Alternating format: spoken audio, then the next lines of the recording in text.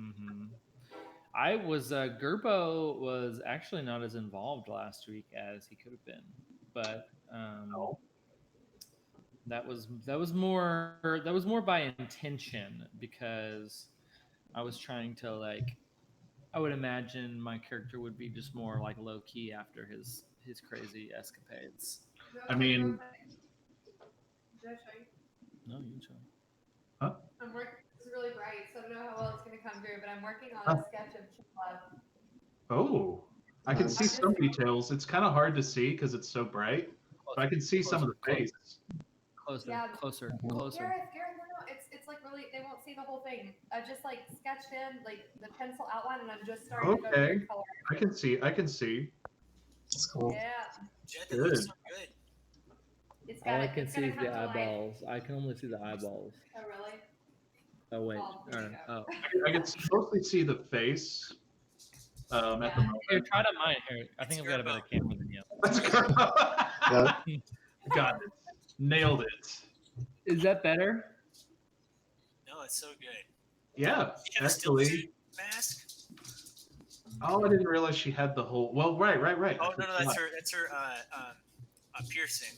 Yeah, I forgot about that. Yeah, I was thinking it was like a still suit. Yeah, this is COVID appropriate. She's got a neck gaiter. Yeah, you're right. Yeah. You're right. COVID So- attire. Yeah, It'll take a few days. the virus. This- The virus has struck Pilon. This might be a COVID themed episode. There's Well, one last thing about the drawing. There's like a cool colored pencil brush feature in that illustration program that I use that I just discovered, and it's like so much more versatile for shading. So Oh, nice. it's really fun, but also when you get really into shading stuff, like the more layers that you do, the more depth it has, and so Oh. you can get into like this endless cycle of like perfectionistic Oh boy, layering with the pencils. So exciting. this Oh, might it's be like a year-long project, or Mhm. okay. if I let it be. Mhm. Wow. Okay. Anyway. Okay, recap. Sorry. So who? If there are no volunteers, I can do a recap. Brett, can you recap? I don't remember what happened at the beginning. I only remember what happened toward the end. Basically, everyone got up from the bar or the dock bar place, and you guys set forth on your journey down to Retria. You stopped at a midway point. While you guys were traveling, Aphelion did get a message from her superior, her captain, I guess you could say, that he wanted to meet her in person nearby.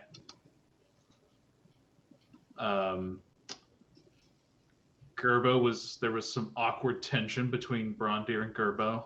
Yes, I rode shotgun. You did. It would have, man, if that actually happened in real time, that would have been even more awkward. Anyway, Yeah, because it's like 10-hour ride. I know. So it's when you guys are on the outskirts of Retria, towards the end of the second day of travel, where Chella wanted to get a closer look. Or more, not actually the opposite of a closer look. She wanted an aerial view. An aerial view. Right, so she became her giant, she became her giant eagle form, flew around. She spotted a druid circle, old circle that hasn't been used. A lot of ravens had gathered around it, around the larger stones. And there was a mysterious figure that she encountered. And whenever she interacted with him, he definitely was strange, but non-threatening. At least not entirely. He eventually, Chella realizes that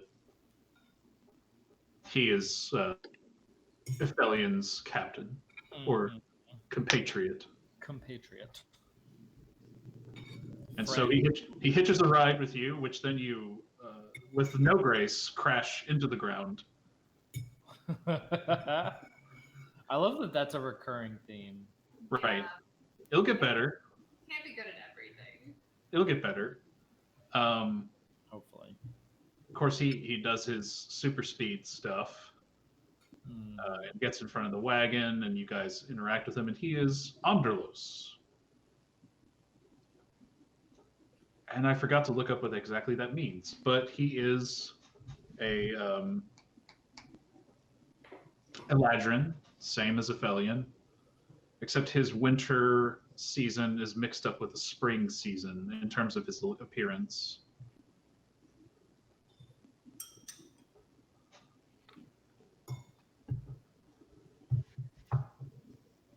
Anyway,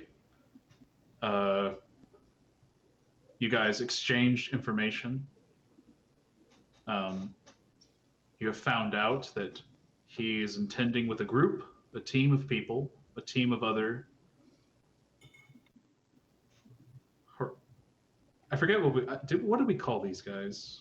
I mean, they're Horizon Walkers, but anyway, Raphelion's group. Mm-hmm. They're going to try and hunt. They've gotten good intel that one of the powerful, and I'm trying to remember. Something about the island? Well, that's one thing. Mm-hmm. But it has to do with this witch, or hag, I guess you could say, Thelma. And Thelma was spotted in the Badlands, part of a very powerful interplanetary coven of hags that serve Malcor directly. She has come back for whatever reason, they don't know. Jeez. So they are going to try and take this opportunity to, well, attack, take her out. Chella's aunt, Valkyra, might very well be involved in the assault. Actually, Chella's shock and disdain. Yeah. Also, it was revealed by their scryers that this island is the location of the Fire Temple.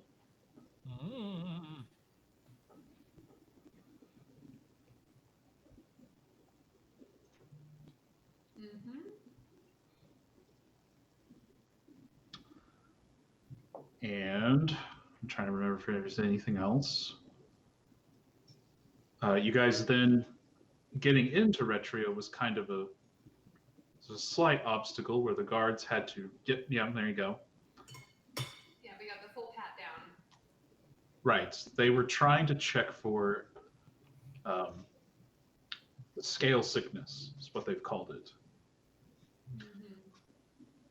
Or essentially, yeah. It's got a pretty horrific end phase where snakes and other reptiles pop out of you. Jesus. Oh, that's right. You explode into a pile of. Right. I distinctly do not remember that. Well, now I've brought it back into your consciousness. Yeah. No Yes, joke. Drew's really created such a charming, lovely little world for us to roam around in. Very wholesome planet. Very, very wholesome place. Right. Hey, remember the listen. This is a callback to Nahid's own backstory. Oh. Nice. Remember the Nahid times? The before times. She was looking for the cure to a disease that people kept arriving at her temple with. Oh. Yeah, She thought that the tears could heal people. that's right. They probably could. Probably could. But also might summon down the gods from other dimensions. What? No. Heal Brongear's dad. You're On a actually, really good roll. yeah, maybe. Listen, you got basically the best case scenario. There could have been way worse things that could have happened if you'd used when you use your tears on your dad. Like, I'm pretty sure as soon as I used the tears, every scenario was bad. yeah, you got the least of bad. That was a really interesting turning point for your character. Yes. Yeah.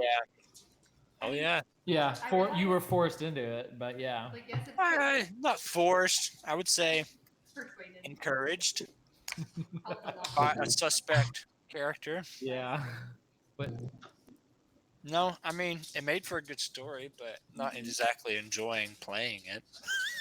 Mhm. it was a good story. But considering I'm the protagonist of it, not great. It's not the best.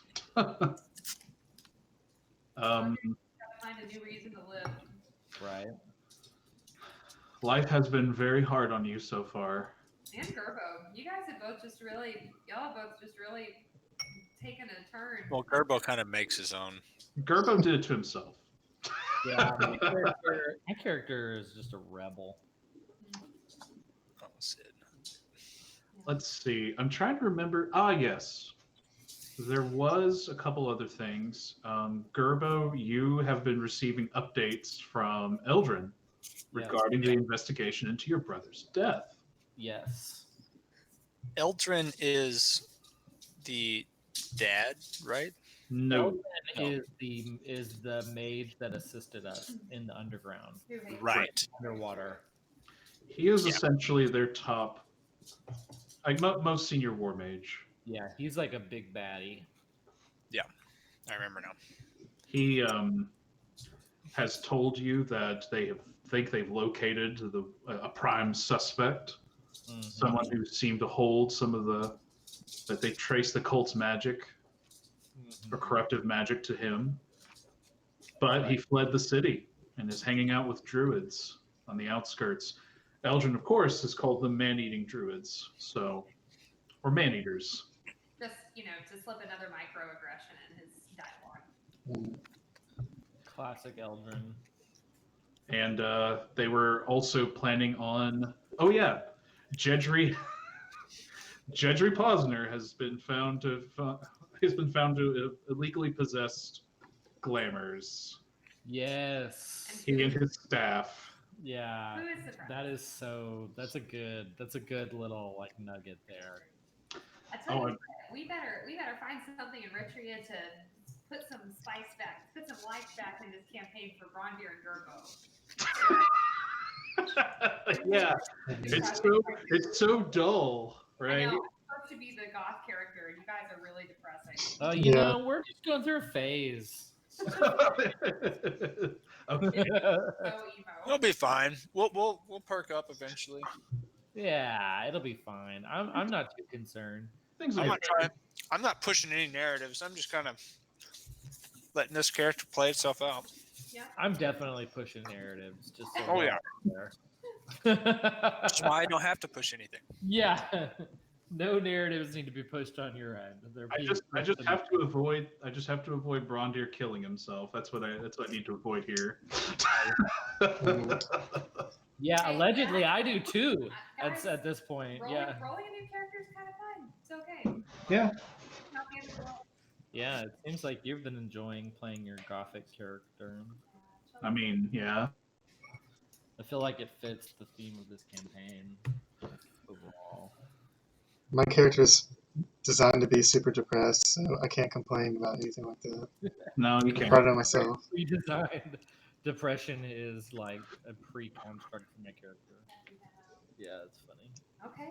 So Eldrin, I want to say also Eldrin also mentioned they were going to hire a cleric to assist with the investigation. That's right. And we were like, Teo? Yeah, we didn't. There was no confirmation that it was Teo though. We just wanted to speculate. Mhm. Sure. Pure Also, there is also a Talith Zumra that has arrived in Alderaan. Yes, the Zumra, which we need to be all on the lookout for because he is no bueno. That is He a good situation for anyone. I assume that guy is a descendant of the super evil king. Right. In fact, it's his son.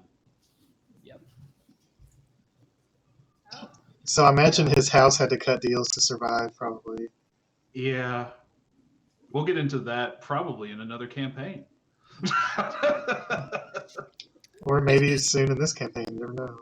That's possible, right? You guys could find yourselves wandering back to Amakira.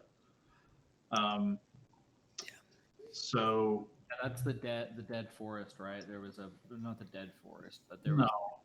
there was it was like he was responsible for the Well, there's a couple of. I mean, there's a lot of tragedies, but Maidensfield Massacre in particular is the one. that's the one I was thinking of. Yeah. I'm looking Essentially, he killed a whole sect of elvish female warriors. around House Sumra, which is another elven house. A great massacre created Maiden's Field. That's what I have written down. Yep. Yeah. So. Yep. Try to avoid that place because it's haunted. You don't want to go to Maidensfield, no. Anyway. Hallowed ground. It's haunted ground. Anywho, you guys. Oh right, yeah. You guys have also been brought into Retria. And I think that's where we ended, right? It is right where we ended. So I will just pick it up and say that the sun has almost, by this point, gone down entirely. It's about to enter nighttime. There's not a lot of activity in the town. It's a small trading outpost with a dockyard. The dockyard is actually pretty crowded with a lot of ships, and there are even some ships sailing. Well, not really sailing. They're in port, just anchored off the coast.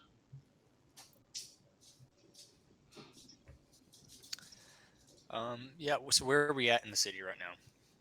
You've just entered. Just entered. I will tell you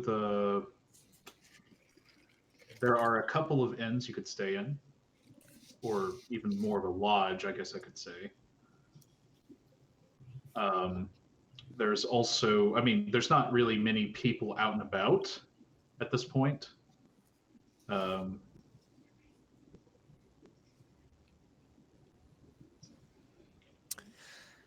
Everyone's taking shelter from the disease that's going around. Right. Interesting. I guess our goals are to hire a ship and maybe try to find more information about that island. Yeah. Mm-hmm. Fire Island. Let's find a tavern. Yeah.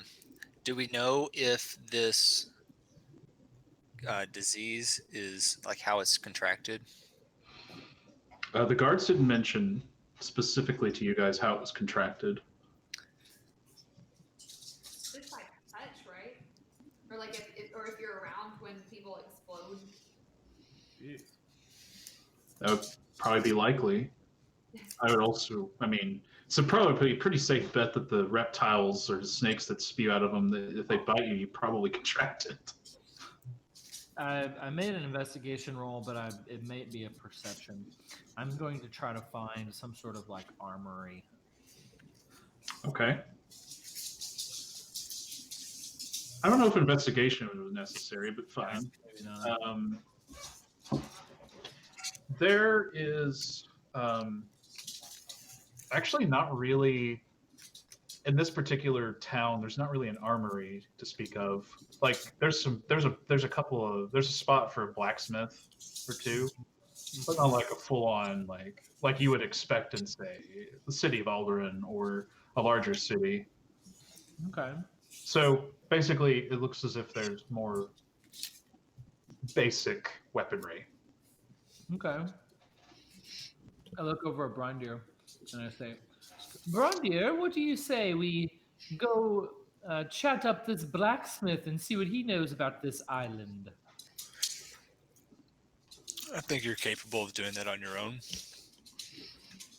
Well, maybe so, but it seems like a person of your caliber and your weapons would be much more relevant to the conversation. Does anybody want to go to the blacksmith with Gerbo? I look around at the group. I think I'm good, thanks.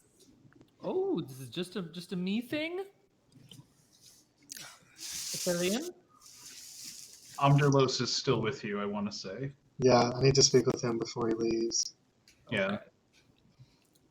He says, Well, that sounds good, and I slowly back away from the group. which I feel like is appropriate. Yeah, it's Totally hard to appropriate. it's hard to still be mad at you since it's been almost a month. But Hmm. since we've done this, but I know it's only been like 2 days. But yeah, I'm trying to really play that out. But Exactly. No, it's totally okay with me. Oh yeah. I'm gonna go Yeah. talk to the blacksmith, but y'all can role play what everybody else does. Okay. yeah, I'm just gonna say that Underlos will say, well, I guess we've arrived at a really quiet place. I say we find a place to hold up for the night. Maybe one that isn't too populated. Just we don't know a whole lot about this disease, so Yeah. but if Gerbo catches it, damn it. Yep. Oh, Okay. I'm guessing Gerbo's walked away by now. Yeah, He's yeah, walked away. Okay. I'm walking away, but I'm still facing the group. Oh, I hate this Backing so away. much. God, I hate this so. I hate you, Drew, so much. Oh man. it's all Okay. coming back to you. Okay. Is there a tavern within eyesight from where we are right now? There is. I'm gonna look at the group. Are y'all okay with this? Let's go that. That's she's like the placating tone of like the family that's been driving the car for 10 hours and it's Nice. like the first hotel that you drive by and it's like a Super 8 that you're like, that's fine, it's fine. Just get me out of the car. Okay. Yep. I'm going to go with Gerbo for no reason I can ever explain. And if we're not back in that tavern by midnight, please come to this front gate. That'll be our rally point if something goes wrong. Front, Sure. got it. The two Nothing is going to go wrong. You're not here, Gerbo. the two haven't come back to the tavern by midnight. We need to the front gate. Yeah, that's the idea. I don't know. So, okay. And I very reluctantly turn and walk towards Gerbo. And I lift up my hands and I say, "We've got to take her." I don't say any, I just walk past him and keep going towards where Miss Smith is. I am so pissed. Oh, these emotions you've put in my belly, they're not good. Angelos on the back, but let's see what color you turn when you drink alcohol, shall we? Oh, yes. Nice. It's been a while since I've had a good drink. Ithalian, I assume you're going to partake. I might want to watch how much green you get, but I did need to ask you a few things in private before you left. Ah, yes, of course. I do plan on leaving tonight, tomorrow morning, something like that, sure.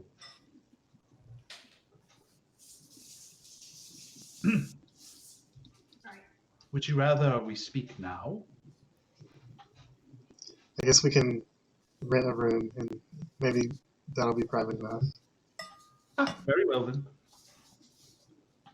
I will say Anderlos has his mask off, so he doesn't look completely and utterly alien. These human middle class commoners are probably doesn't matter if they overhear things, but you never know. Can't be too careful. Yes, it's true. It's in every world. It seems like there's always some crazy thing that's hiding out in, well, places on the edge of the world like this. I'm assuming that in a medieval society, the people that are in a tavern in a city are probably part of the microscopic middle class in feudal society. Because I'm sure 99% of people are poor and live in farms Yeah, basically. and Yeah. pay taxes to their lord. So Obviously, right. Assuming people here are middle class, there's probably very few. The merchant. I will say Yeah, because merchant class. this is more dedicated to trade. I would actually say that most of the people in the taverns might be more wealthy than normal, or just the populace here is more wealthy than normal, just because of that. Mhm. Anyway, so let me get this tavern name. Does my character have any money? Let's see. I have, Good question. I have 3 gold. 3 gold. Oh gosh, I haven't been Incredible. Gold. Let's see. My character has much more money. I don't see any money in Ray. You go to equipment. You go to equipment. Yep. That's Wait, Under currency, you should have started with some money. she may have spent it. Oh, Yeah, I think I spent it when we were in Durin. oh. Oh, well, You were here for the Durin times? Yeah. Oh wait, there it is. I have 10 gold pieces. okay. 10 gold piece. All right, you're not entirely destitute. That's good. How much does it cost to rent a room here? It's gonna cost you guys like. Let me think about that. So There are charts and stuff for that. I know. Like that one folder I have, I don't know where it is, but it has all the prices for stuff like that. Oh yeah, that's right. I need to hunt for that. Oh yeah, because we were talking about like renting a boat. Like pedaling a boat would cost a certain amount of money. So we need to figure that out. Right.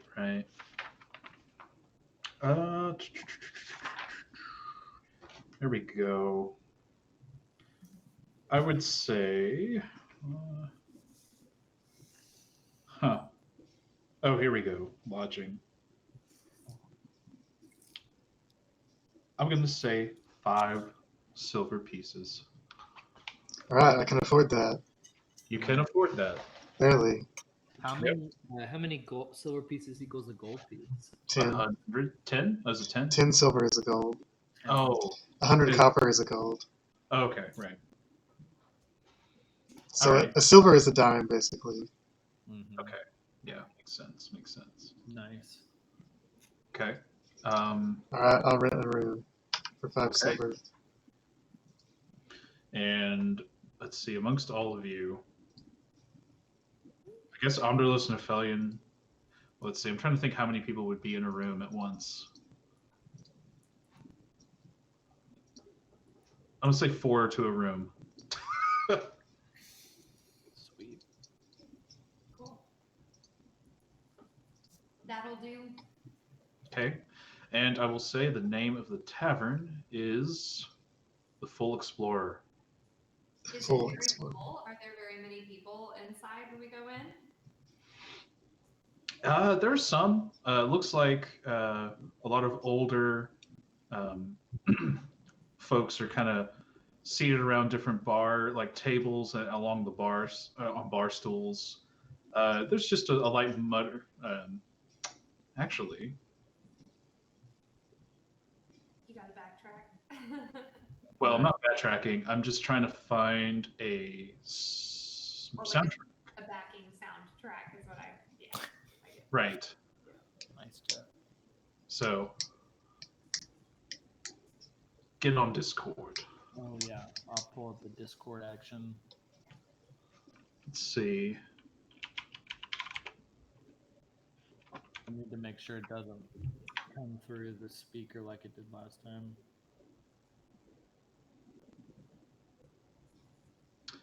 And we're not doing the Witcher one. That's now traumatic.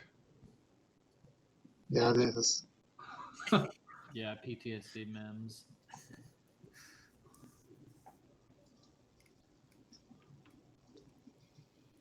Let's see what this one sounds like. Did you find out if the Discord would come through Twitch? Brett, have you tried that?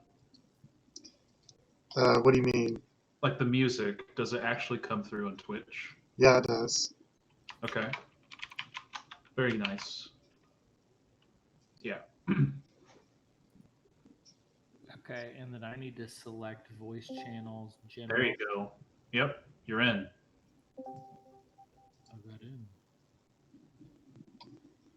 Now let's pray it's not super echoey.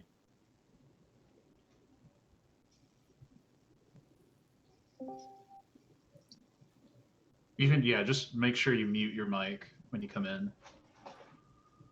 All right, I think everyone's in.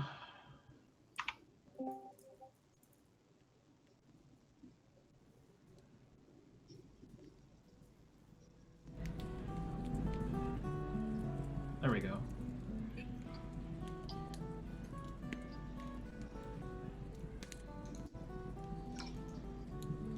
So who's playing music?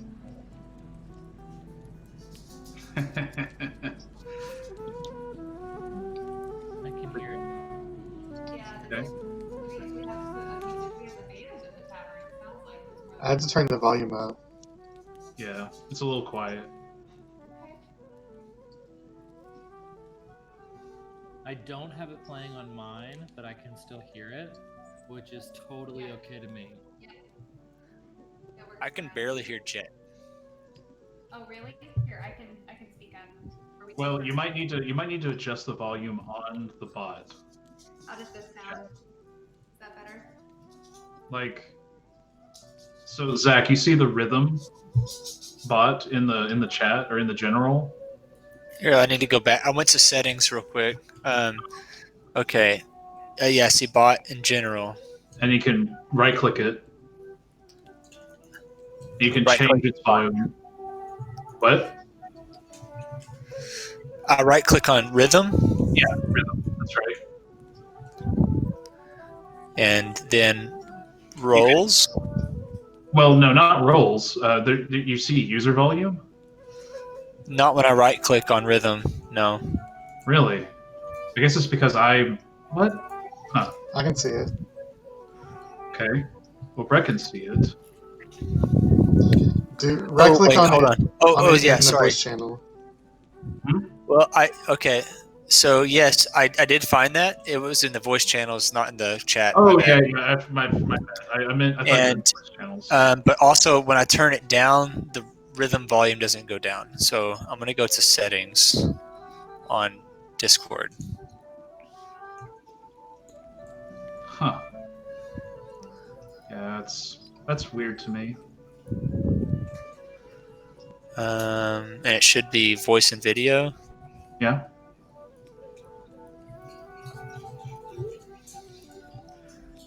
That's not changing it either. Weird.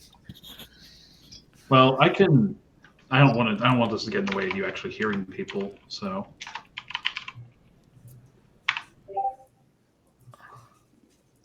You can also change the volume of Discord as a whole.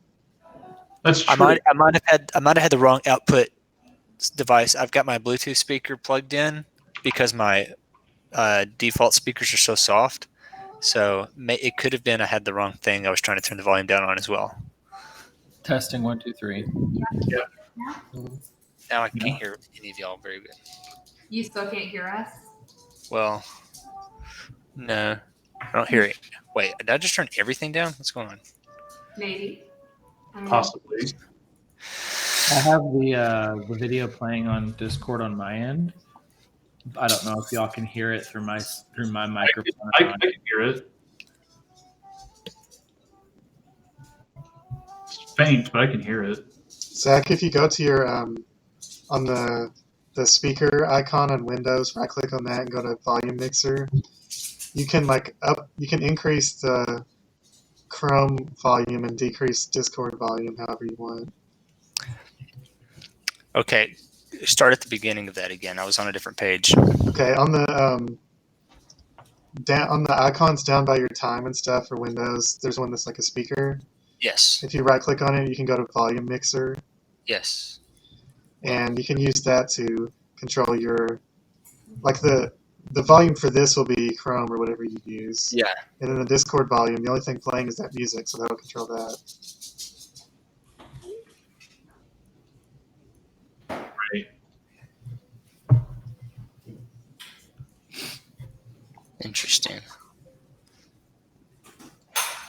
Drew, is that music still playing or no?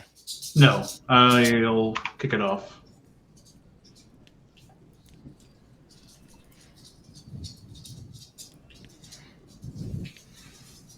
I do like the selection. The music selection's nice. It feels very chill. Reminds me of, like the before times. The before times? Being back in, being back in a coffee shop. In Dallas, all the coffee shops have a subtle jazz flute playing in them live. I'm just kidding. That'd be awesome. God, that'd be ridiculous. Also, if we're just using Discord for music and we wanted to simplify, we could just have everyone play the YouTube video in a separate tab. That's true. That's true. I just wanted there to. I just would rather it be synced up, I guess. But I suppose that's true. It doesn't have to be. But then would there be like feedback? I don't know. I have it playing very faintly on my speakers. Yeah. So I imagine you guys can hear that.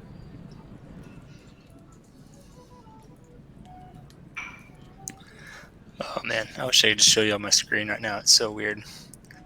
Anyway, I'll be okay with that. Actually, on Discord you can show us your screen.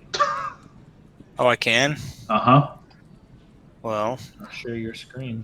If I remember right, yes. So in the general, you can go down. You see voice connected at the bottom right. If you go below that, there's a video and screen, so you can share your screen. How about that? Yeah.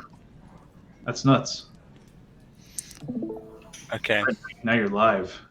Now we can look and Can you watch. see what I'm doing? Yep. Cool. Okay. So, is the music playing right now? It should be. Okay. So, all right. Now, I click on this. Uh-huh. Like, even if I'm muted, I still hear the music, which is suspect. That is weird. That is bizarre. And then if I go, if I go here and voice and video, I still hear it. And I have like 3 different sections. Right. I still hear it in all these. It's super loud there. Wow. Huh.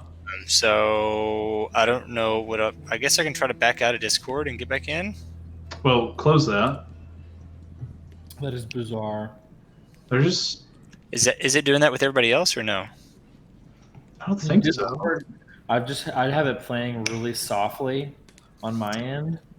Yeah. And just to see if it would echo for you guys, and then if it does echo, I'll just I was hearing it from someone else's feed, and so I could just listen to it through that. Interesting. Okay. Well, I guess I'll try to wait. Is Groovy and no? They're just 2 different things, right? They are, yeah.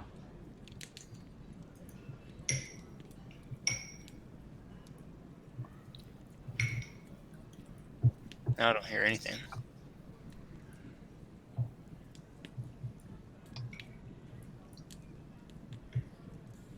Weird. Right now, hear right now it's just a fire crackling, I think. Yeah, so it's not going to be very loud. Well, And like now no, I and mean now like I you- couldn't hear y'all talk either for a second. Oh. Well, now you can stop sharing if you wish. Okay. Well, I'll do that, and then I'll back out of Discord and try to get back in. Weird. Sorry, Jack. Yeah. It's Should been I a while download since we've the had app technical difficulties. instead of doing it through the web? Would that be helpful? I'm using the app, and that has been pretty good for me, at least. Are you guys using the app? We were just using the live feed.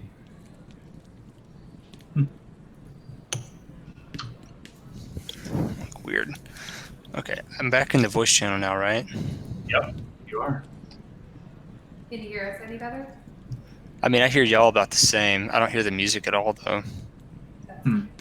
I don't know how I got out of chat. Try This turning isn't- it up and see if you can hear the crackling fire. Okay. Oh. Oh. I have control of it now. Nice. Yay! I think it's possible that you may have, like, I don't know. It's weird. Okay. Okay. Sorry for that. Well, yeah, Seth, I mean, you're still watching. I'm sorry for that detour. Yeah, you're good. Nice. yeah. Okay. We'll just time mark it so people know that from minute Right. Zach, computer problems from this point to that. Okay. Yep. Got it. So, yeah, I just noticed the weird jazz thing that's happening. Okay. Yeah, I need to know who's playing music. All right. Well, it's appears to be a rather well dressed bard off in the right hand corner of the room. I love it. He's got a bit of a big bag opened up on the ground for tips, and he's just kind of going at it on this, almost like he's not really putting on a huge performance. He's just it's more like he's just playing music for himself. The rest of the crowd look like a bunch of bigger guys. Some are human, but there are also some larger types that are Goliaths. Goliaths are Interesting. We haven't done that before, have we? once in a crazy cave, and you killed him. Anyway, That's not some of there's just a handful of these Goliaths. They usually stand anywhere from 7 to 8 feet tall. But yeah, there's a group, a larger group that's kind of sitting towards the center of the room with they're the ones that are kind of making more of a ruckus as they're drinking amongst themselves. okay. The second you guys enter the barkeep, who's like all barkeeps, washing a glass to pass the time. And he says, "Hail, strangers! Welcome to the Explorer." That's cool. I forgot to retcon. I need to retcon. I forgot that Chella's in a really awful mood. She was very perky a minute ago. So I'm just retconning that Chella's in a really terrible, wrathful sort of mood. Perfect. That's excellent. It's been a couple weeks. He says, "Do you have any rooms that we can stay in or not?" Let me check. Places with furniture. Sometimes there's a bed. Sometimes there's a bureau. 4 walls, a room. We can get you a roof over your head, ma'am. Is he human? Yes. Okay. We'll be needing one of those. Several pints of ale for my friends. And do you have any messengers who are riding east today? Anybody who has already left? Where can I need to send a message? I'm afraid that time has passed, ma'am. You've got to be joking. Surely in a town of this size, there's somebody who's going east tonight. I don't know if you know the situation, ma'am, but well, I guess you'd have to get inside the town. They don't exactly allow for much travel at night. You could send whatever message you could send. They could send off in the morning. Trella throws up her hands and spins around and tosses her cloak over her shoulders and marches back out of the tavern. Wow, how very theatrical. Anyway, I can just imagine the barkeep kind of just staring dumbfounded at the move. Oh, Dramatic. well, if you're looking for rooms, we got a couple of rooms available. We could probably house four to a room. I'll take one for now. Maybe we'll buy more when the rest of my party gets here. But oh, by the way, we're not sick. We're just elves. We're just elves. Yeah, you Anyway, are kind of green looking. You're a little weird. I'll show him the pointed ears. We're just right. Right. You know, surprisingly, we don't get that many elves around here. All right. What would you like to drink? I just need a room for now. We'll buy some drinks later. All right. And I assume you give him your silver pieces. Yeah, 5 silver. Yep. Okay. Omnibus will also fumble around for a bit.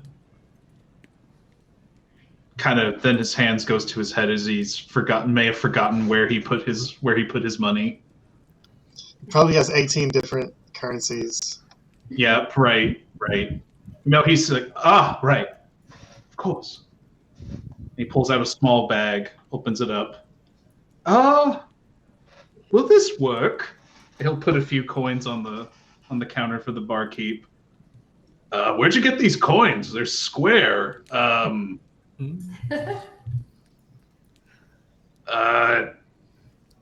mean, well, they're silver anyway, I guess. He's got to bite it, like they always do. Right. He bites it. Nice. That's real silver. Where'd you get this anyway? Oh, I get around. I travel a bit. All right. I'm not going to ask any questions. He just takes the money. Now we're going to flip to Gerbo and Brondir's perspective. Okay. We arrive at the blacksmith. Yeah, I want to say that the blacksmith, the fire, like the forge, is not lit right now. Okay. Well, it's dusk, right? Yeah, it's dusk. It looks as if he's the blacksmith is not at his forge at the moment, and you think you see some fire, like you see smoke coming out of the chimney of the forge, or where he's living. So you assume he's inside. Mm-hmm. Is there like some pieces of armor or something hanging around? There's a few pieces. Yeah, there's a few swords, a breastplate, a helmet here. I'm gonna take the backside of my axe, or I guess the bottom side, and hit it against that breastplate to make a loud noise, like a ringing sound. Okay. As if I was ringing a bell. Right. Yeah. Okay. Sure. So yeah, it creates a loud ringing noise. And you hear someone stomping around inside after a few seconds, and then it just quickly rushes over to the door, opens it up, and you see this very big man, just without a shirt, looks as if he's been kind of dazed looking, just from quickly looking at him. A motley, dirty red hair and a large red beard to go with it. Nice. And he looks down at you and says, Who are you? Who goes there?" I'm Blondir Bright Chaser, and this is my traveling companion, Gerbo. "Yeah? What do you want?" Well, "Forge is closed now, you know." Look, I'll pay you double, but I really need to get this axe sharpened up, and any help that you can give us, we're just passing through for the night. Your time would be greatly appreciated. He's going to pull from a wineskin and drink heavily from it. Is this guy human? Yes. Okay.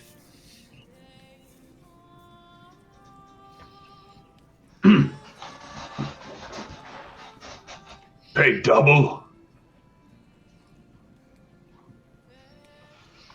Right? Did you hear Did he that? say something? I missed Yeah, it, he did. or- Oh, what did he say? What did he say? You paid double, right? That's right. All right. Let me see that axe. He's gonna get out, and he's gonna just—he's not even putting the shirt on or anything. He's just coming out. He is wearing pants. I want to clarify. Fair. And he just kind of haphazardly slams the door behind him. What? So you don't want to sharpen an axe without pants on. Yeah, very dangerous. Mhm. He kind of looks at it, and then he looks at it again, but closer by the torchlight. Fine work. It's good. Do you think you could take care of this type of work? Maybe. Probably worth 4 times more than anything else in the shop. Well, I knew we brought it to the right person when you could recognize such a piece. So, how about this? And I'm going to pull out a little jar of sunshine. Okay.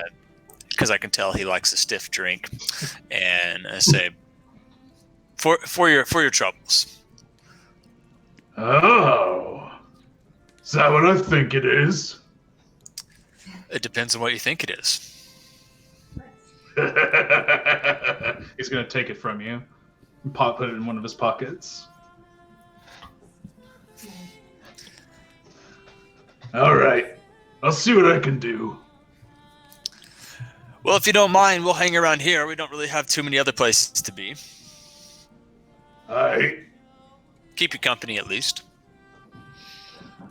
He kind of looks at you a little askance, like weirdly, as if that's just something that doesn't happen. Anyway. And I asked and I said, well, if I actually do have a question for you. Yeah.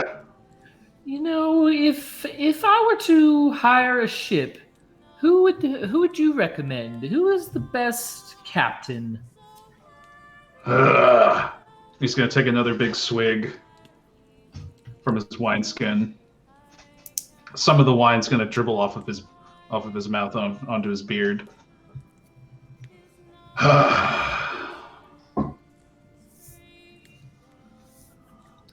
There's a few captains you could go to.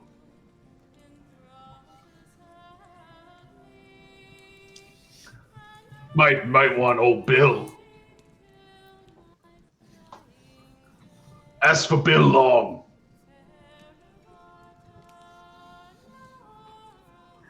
probably won't be the least likely to rip you off. Okay. Bill. How big of a ship is he able to captain for us? Well, it's a trade vessel actually, so quite big.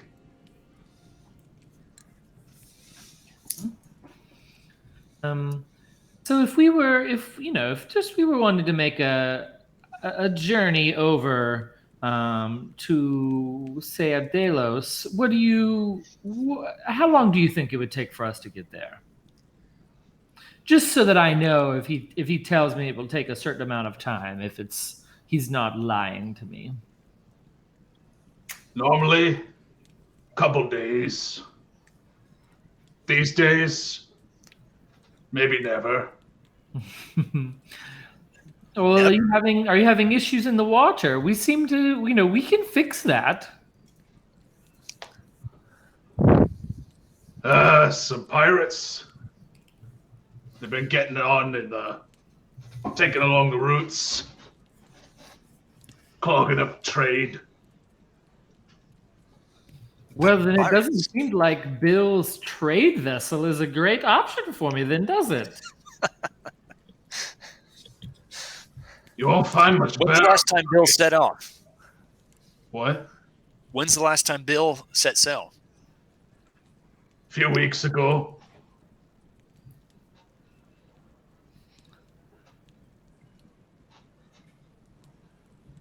He's been trying to get back out on the routes.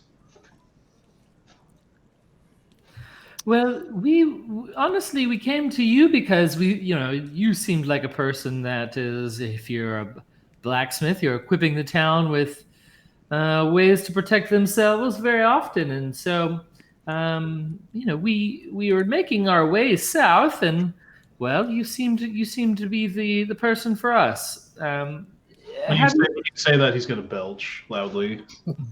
And then I stick my hand out to shake his hand. He'll just kind of clumsily clap your hand, and it's just he's kind of big. He's kind of big for a human. He's gonna like his hand is gonna just completely encapsulate yours. Yeah, I'm pretty small. And then I'm gonna as I shake his hand, I'm gonna say, and what do you know about the island that's out there? Oh, he's gonna smile, and you notice there are many missing teeth. Mm-hmm. You're talking about that island, huh? Well, if I were to make my way over there, or the both of us were to make our way over there, what dangers do you think we'd encounter?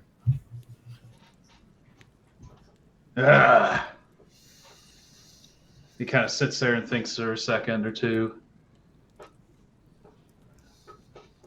Few get back alive, but those that do come back talk about horrible, twisted things, scaly things. Scaly, like something that has to do with the plague that's going around here? Yeah, probably. He's going to just take another big swig from his wineskin. And I look at Brondir and I say, well, that doesn't sound like something we need to encounter. I don't think I can afford to die. Heard of big lizards that could eat a man whole? And they're probably bigger than me. He's going to just drink again. Well, he did say a man and not something larger than an infant. Probably 6 of you. Is there anyone in town that's visited the island and made it back? Nah. They'd be more likely to be in Meraki. A Meraki? That's this one right here. If you could see my map. Gotcha. Yeah. That's the name of that city. Yeah. Okay. Cool. They're closed off though. Big old quarantine. Ooh. From the same plague, I presume. Yeah. Okay, well, that doesn't sound like a place we should go then. So I won't do that. But Bill along, Captain Bill. Well, maybe Captain Bill will do us well. Maybe. How long have these trade routes been withheld by the pirates? There's a lot of ships out there that seem a lot more than just vessel ships. Are pirates attacking just passenger ships as well? Aye. They try and attack anyone that they think has loot on them. Any large ship will do. Bunch of Goliaths. Big men. Scary men. Used to be way worse, though. Back when the giants were around.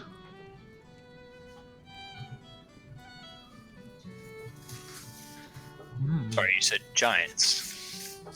Aye. Well, we saw one not too long ago, but I don't think that they're the same giants that you speak of.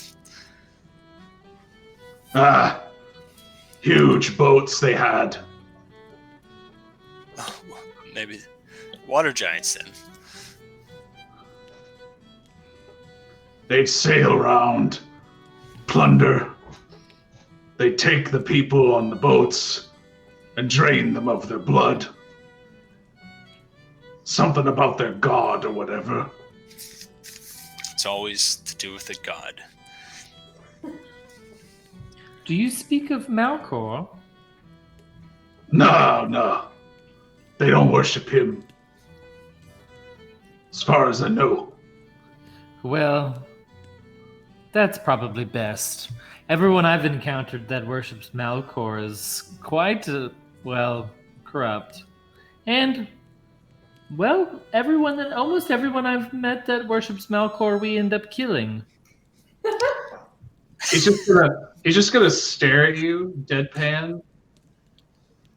I'm gonna And then I laughing. No laugh. That's just a great laugh. I'm gonna sit down on like a anvil or something. Be like, he's not wrong, you know. Oh, is that right? Well, not to get in too many details, but they don't call me Blight Chaser for nothing.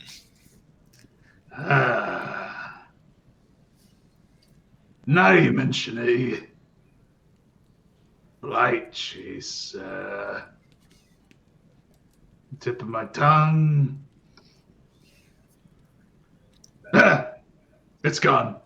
Can't remember. And then Gerbo laughs again. He says, "Well, not everybody can be as famous as me."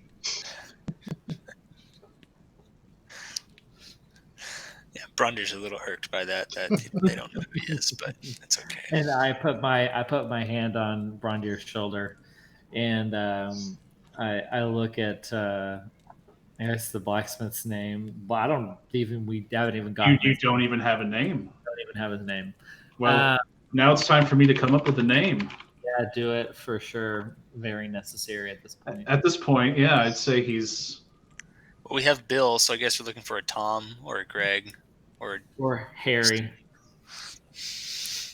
And it's like medieval, European, British. So just There you basically normal names. yeah. Name's Flores. Luke, John, Acts or Romans. Those are Forrest. names. Forrest. Too. What's his name? Forrest. Flores. Florist. Horace. Flores. Horace. Florist. I look at him and I say, Horace? Yeah, like the one with the trees in it. Yes, yeah. No, he said Horace with an H. With the silent W. I love the idea of fantasy races having trouble pronouncing and spelling normal human names. Yeah, yeah, that I did too. Yeah. Yeah. You said Jim? It's just Jim, right? K-R. Is there an N in that name? Some who call me Tim. So it's Horace. Flores. Florence. Florence, like the town in Fantasy Italy. Okay. Fancy Italy. All right. Gotcha. Florence. Well, Florence, I tell you what. Just call it something different every time. Flores. Flores. I got it. Flores. Okay. Flores. Well, Flores, I tell you what. You know, you seem like a very nice man and much bigger than me. And honestly, we were looking at getting a room at the tavern there, but as you can tell, I'm a person who seems to like a nicer places to Gerbo, stay. please do not invite yourself into this man's house. No. Really? Do you think I would sleep in a place like this? Yes. I think you would take anything that's available to you. No, I would not. I would not. I was about to ask Mr. Flores here what if there was a fancier place than this tavern.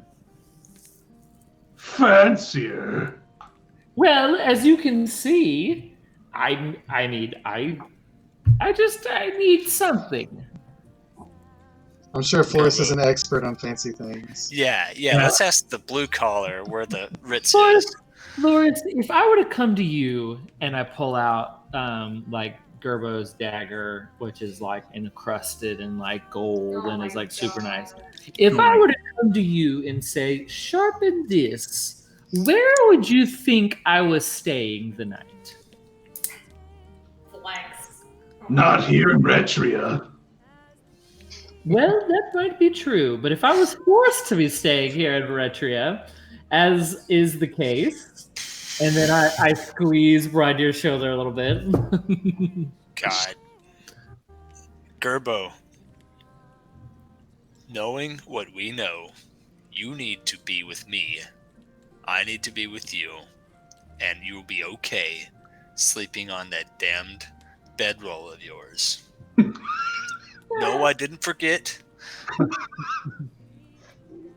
And then I put my dagger away and I say, "Well, Flores, are you done sharpening the axe or what?"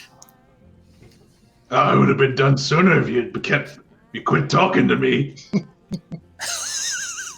Well, you're not the first person that's ever told me that.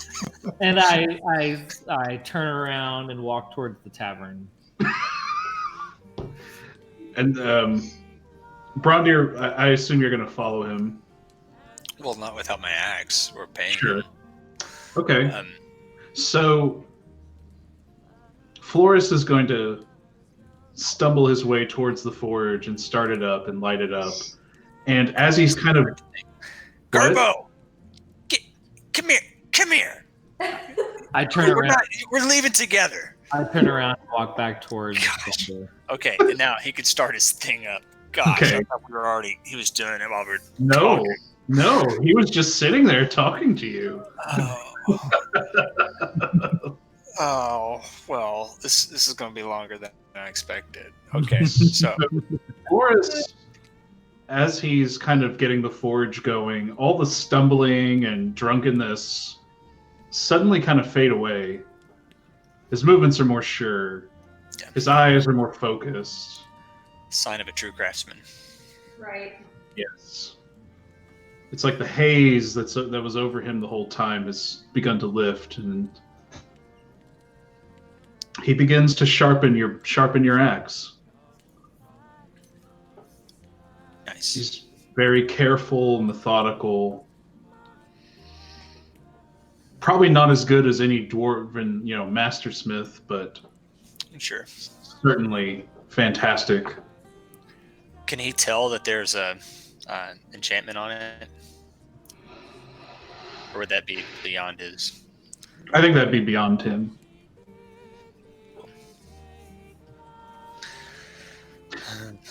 I'm surprised at this ambient music. Anyway. Yeah. Anyway, it's fine. It works. You're very skilled, Mr. Flores. I'm impressed. Thank you. It's a fine piece of work. It was my father's.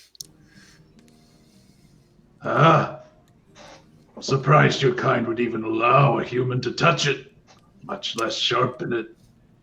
I spent many years amongst humans. My kind wouldn't necessarily consider me a dwarf, per se, so I have nothing against the humans. In fact, I embrace it. And he strokes his short beard, because dwarves usually have long beards. Oh, that's what's weird about you. I was trying to place it. Okay. It's a lack of beard. Got it. Yeah.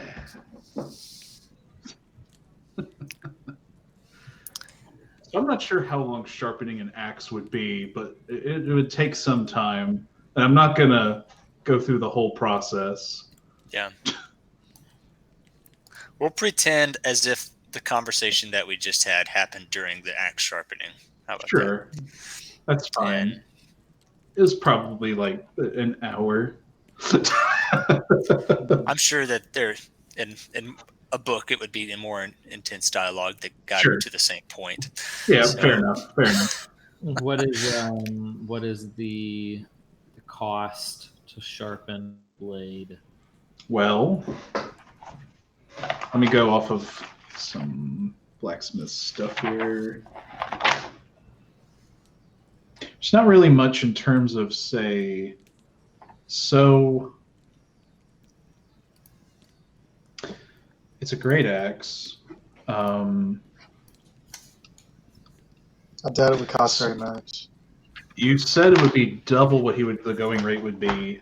Mm-hmm. So 2 gold pieces.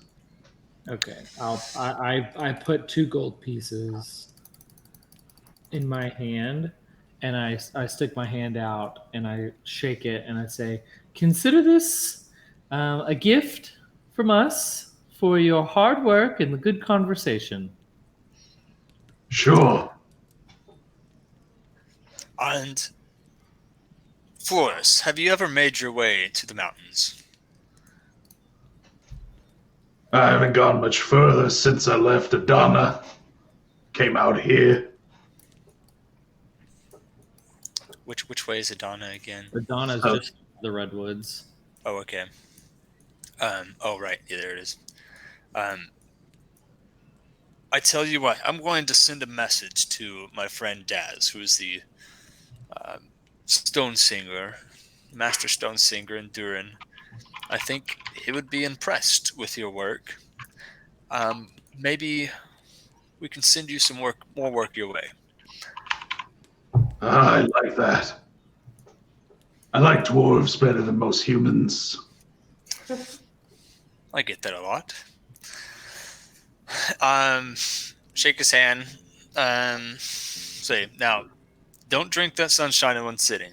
It's if you've heard anything about it, you'll know. You may not wake up in the morning. I won't. All right. And so, then I look at him and I say, "How do you think we killed all of those Malcor people?" Melkor people. Wow. You stabbed him. Well, that's true. That's about the gist of it. Yeah. All right. And then let's walk back. It'd be very weird if you killed him in other ways. I just like start laughing. Yeah, like a crossbow or something. And then Yes, I just like Bronder laughing very, very much here. walks away.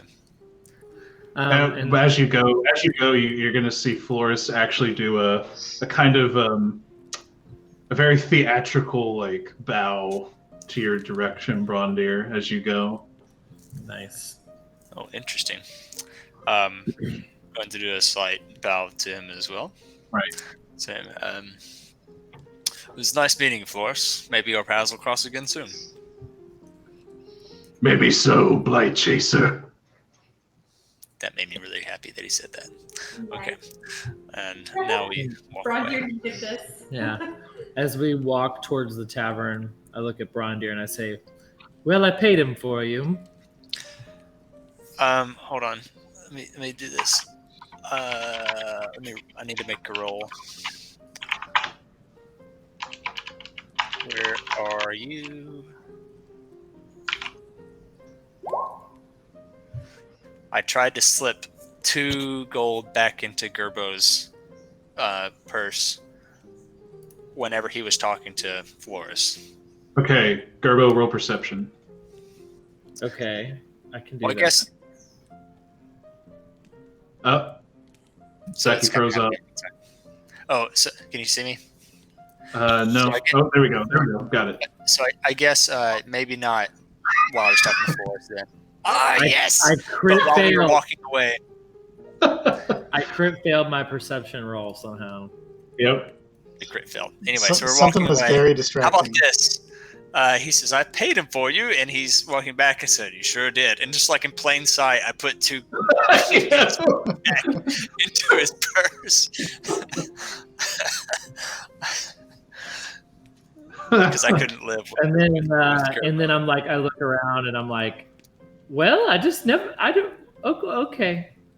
And I just walking. That's pretty. All good. right. So now, while you guys, what are you guys doing in the tavern? While they were like sharpening a blade and such, is Chella doing anything other than just fuming outside? She's fuming with direction. Direction. Yeah, so I imagine it's getting close to nightfall. Yes. Chella is pacing down the streets, making her way back out to the front gate of the city, looking for guards on the way. Okay. As you do, I mean, I don't think you really need to make a perception roll here. They're not exactly trying to hide. There are several guards that are posted up. Some on the walls, some that seem to be kind of just idly patrolling the streets. Okay. Still others are towards the front at the gatehouse. She like moves to intercept the nearest passing guard, and holds out her hand like in a stop and says, "Are there any envoys that are heading east tonight? Anyone at all?" Ma'am, we don't allow people to travel right now at night, especially. Chella just like seethes and flashes her teeth and like blows past them out towards the front gate. Oh. Ma'am? Chella just I assume you're ignoring him. Oh yeah, she just keeps going. Right up to the front gate and tries to find guards by the front gate. Okay. Okay, so a couple of guards are at the front gate, and they're looking. They look back at you. One of them says, "Well, one of them actually looks quite younger than the others. Maybe probably a bit green." What can we help you with, ma'am? How far is it from here to the Redwoods? How many miles?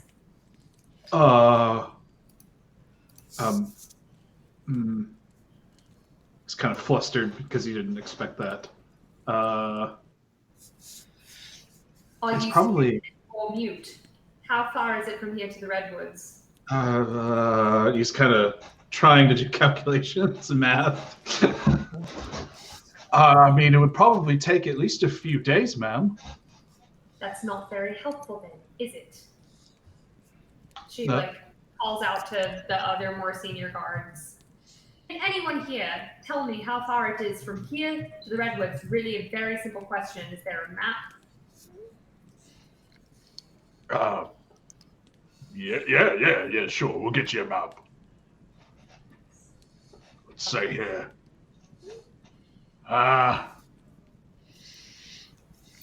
God. Now I actually have to figure out a mile amount. You've backed me into a corner. Sorry, it's pertinent. I know. I could guess based on our other campaign, Right. which would be about 150 miles. Okay. We'll go with that. That's about how far you can travel in 2 days in a horse with horses and stuff. Yeah. I guess that's true. Yeah, Still probably. follows our other distances. Yeah, probably about 150, 175 miles, something like that.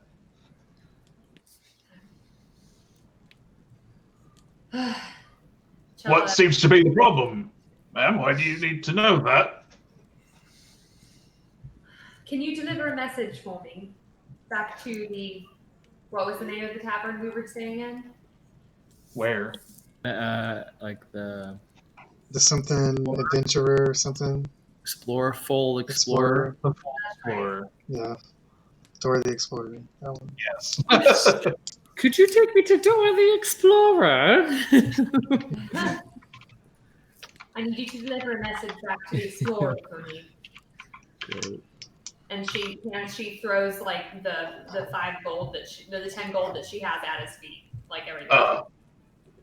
The guards, like there's like a couple of guards now kind of circling around you. They're very confused at this point. Like you've You've made a commotion. It's what you do when you're a Cella.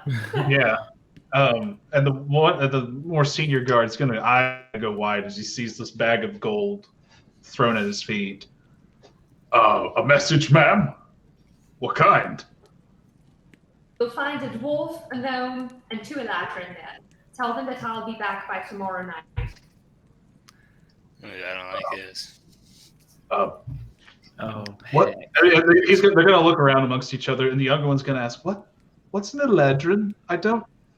Never mind. Never mind. All right. We will deliver your message. She transforms before them into a giant black eagle with a white stripe running down her back. Yeah, they're all so shocked by this that some of them are going to pull out their weapons and stuff and kind of back away from you.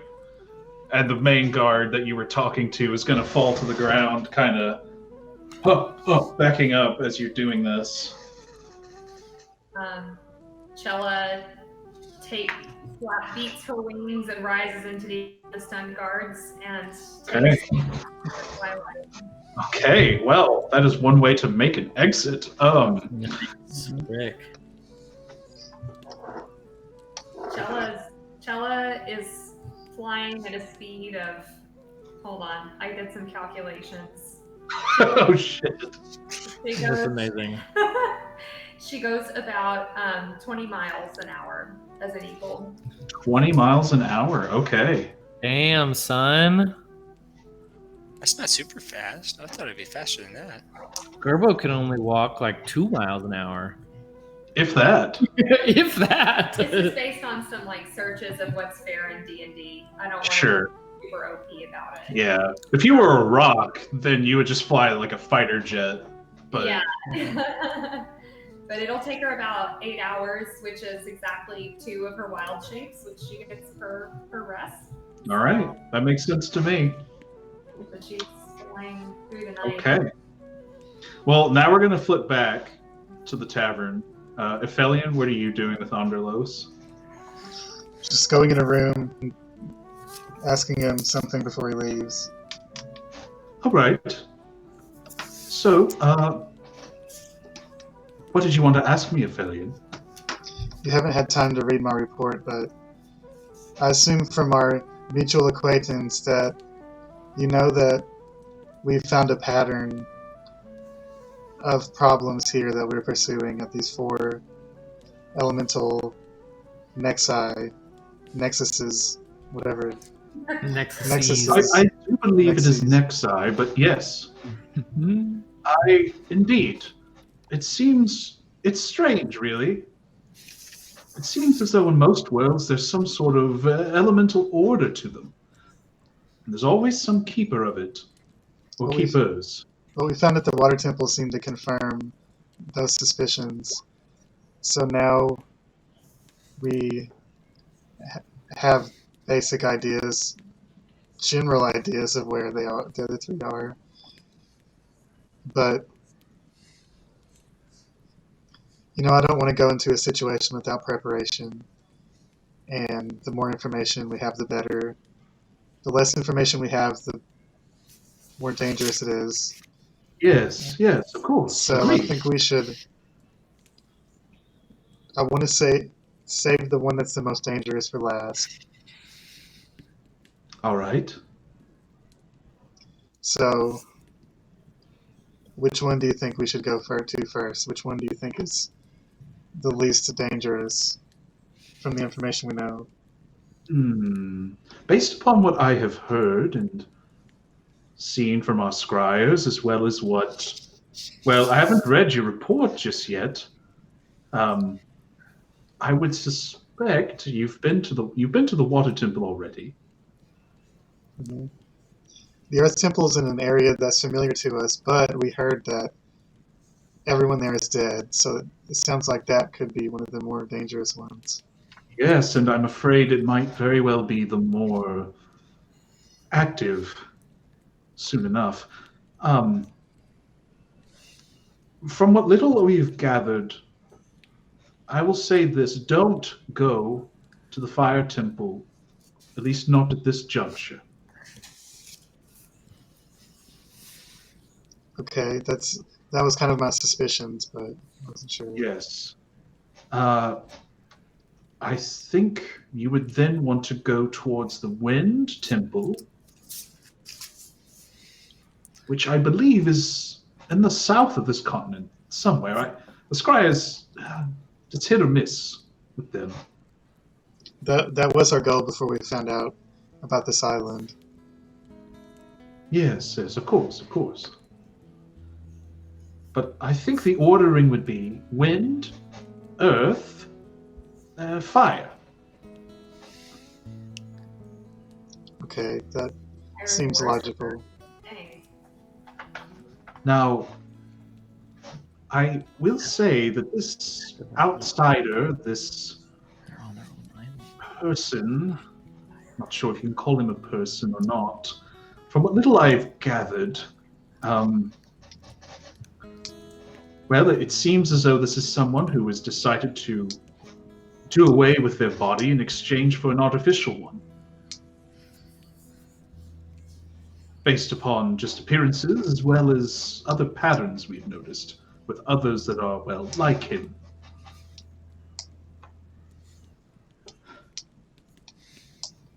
One thing to say that is certain is, well, I don't think this is his first world that he's destroyed.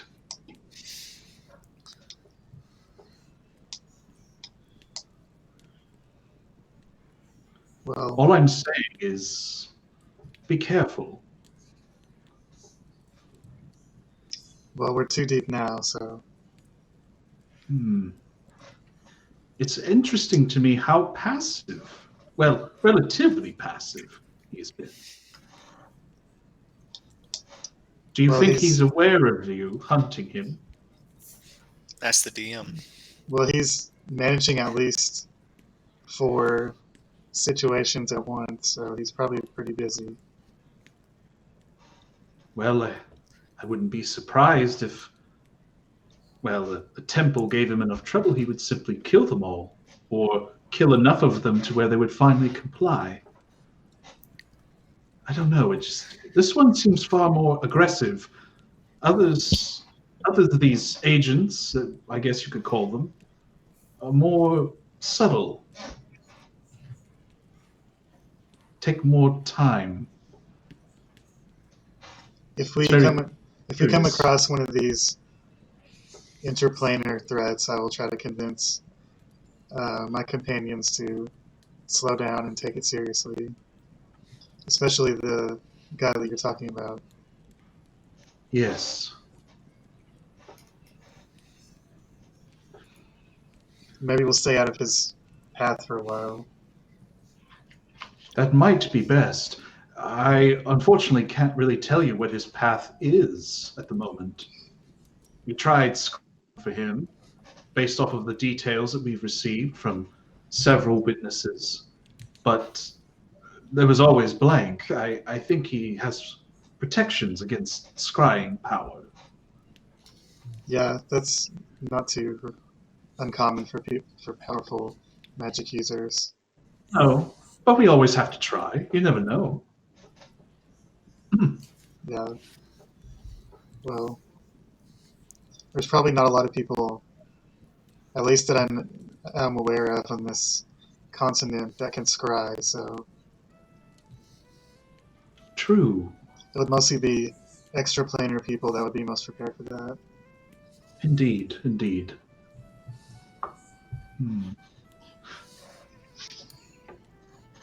Okay, well that's what I wanted to ask you, unless you have anything else.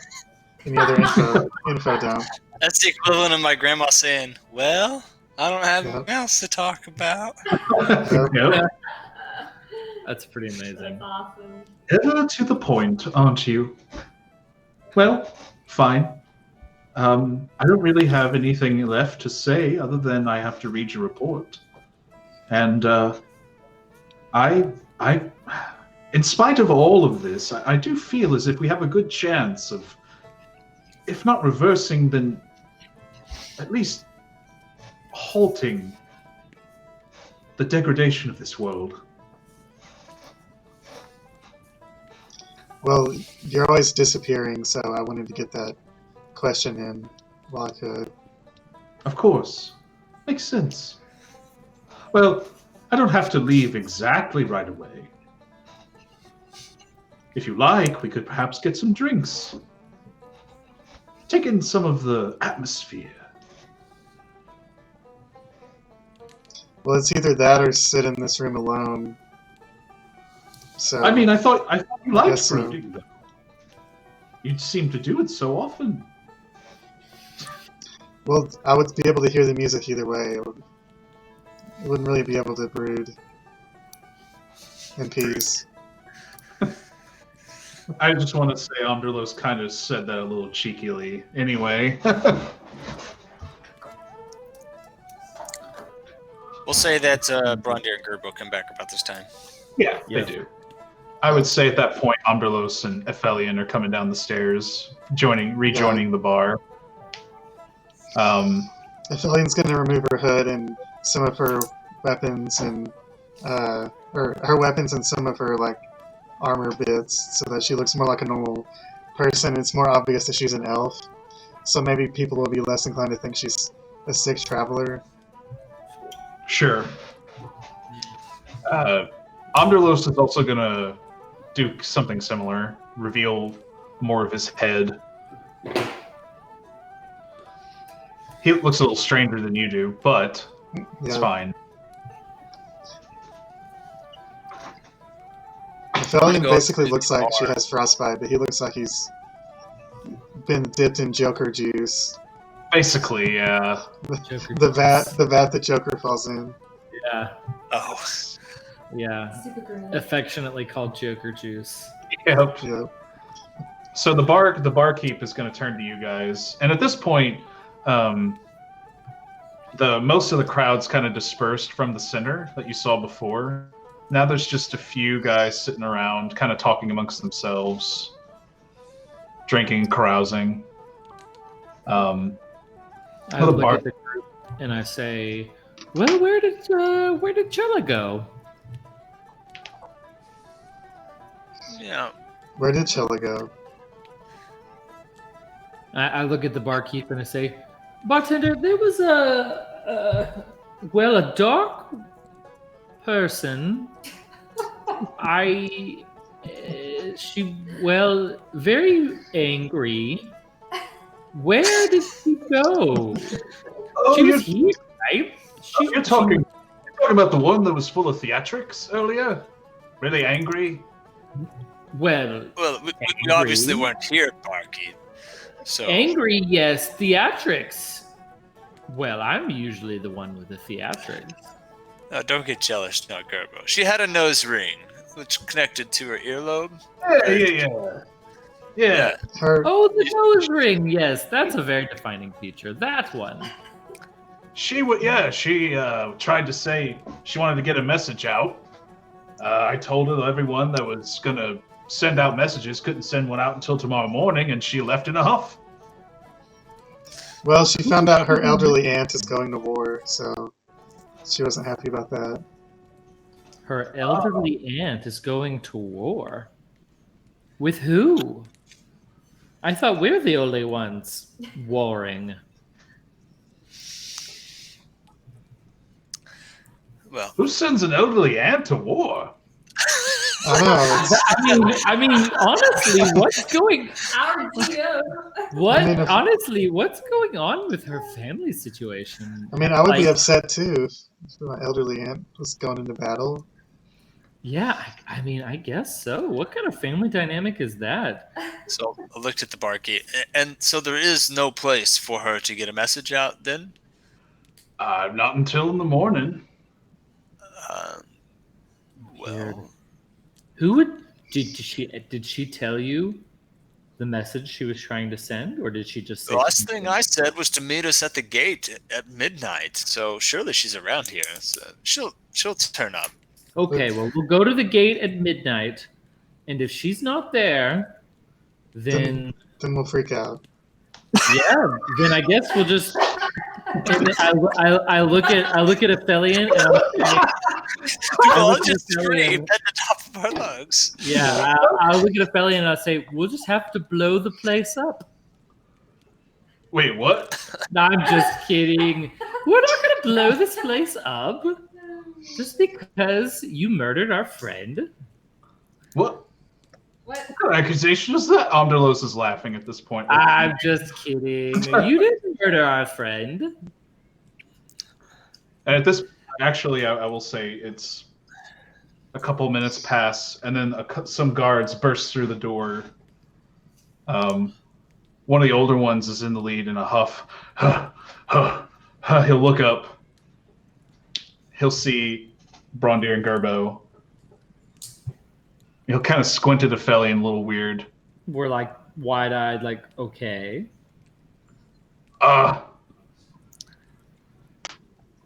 Did Chella actually mention names? I forget. No, Yeah, she said a dwarf, a gnome, and 2 Eladrin. Oh, that's what she said. You're the two. You're the. We're elves. Point at the ears again. We're not sick. One of the younger guards is like, oh yeah. They got weird colors, but they're elves. Where's our friend? Yeah. I know. Where is that guy? Doug. Doug. I don't even know if his name is Doug, but that would fit in this city. They're also called an Adrin.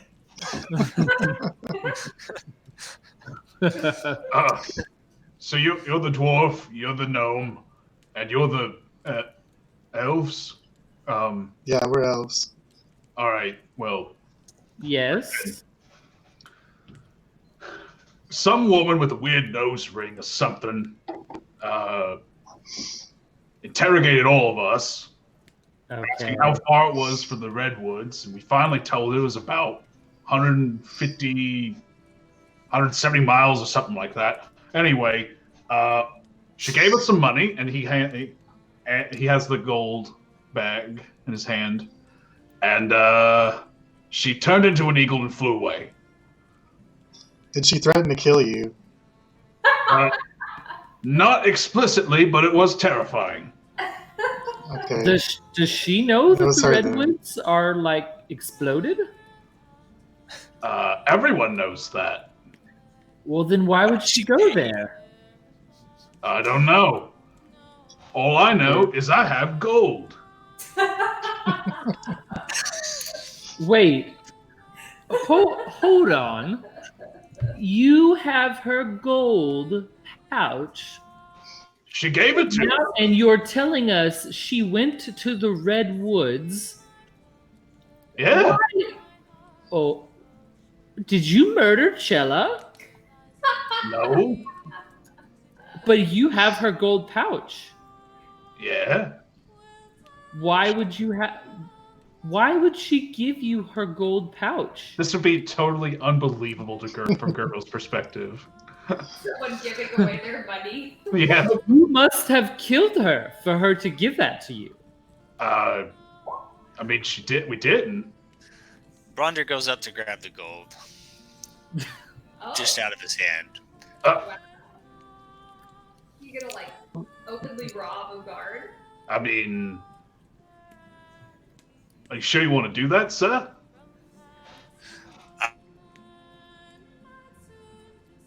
And View the scope. Brondir froze. Yeah, say it Yeah, again. Close up. Am I good now? Yeah. Yeah, you are. Sit. How about this? I had my hand on the pouch before I do this, Okay. and says, "I'm not sure that she gave you this gold, and she surely wouldn't leave. We had made plans to meet up at midnight if we weren't all here." I don't know what to tell you. Listen, we're a bunch of weirdos, weird-looking weirdos that came into a town on lockdown. They wouldn't kill the only human in our group. That wouldn't be the one that they would murder. No, we'd be more likely to shank you guys, quite frankly. Yeah, see? Well, Okay, that's now I'm going to use my probably strength true. save to push him away. Okay. Wait, what did you After say? she- What did you say she did? I guess I'll make an insight check to see if he's lying. Even though I know he's not, but still. He's not lying. My character doesn't know that. He's just really excited that he got a bag of gold for basically nothing. You said she flew away. Yeah. Well, I guess there's no way you would know that she could fly unless she actually did. Yeah. It was pretty freaky. First time I've ever seen it. Any of you guys seen that before? No, Yeah. no. Well, I've seen it before, but it was. How did she? Did she land? How did she land? She only flew off. We didn't see her land. Why? Well, Did she say when she'd be back? Tomorrow is what she said. Just give the poor guys their gold. They've already had one terrifying experience tonight. fine. Get out of here. Thank you for telling us. We were just doing our part. Okay, bye-bye. Didn't want to get in her way. And one of the younger guard's gonna look back and look at Aphelion and Optilos. Aren't they a ladrin? Oh, never mind. And he's gonna walk out. Point at the ear again. We're elves.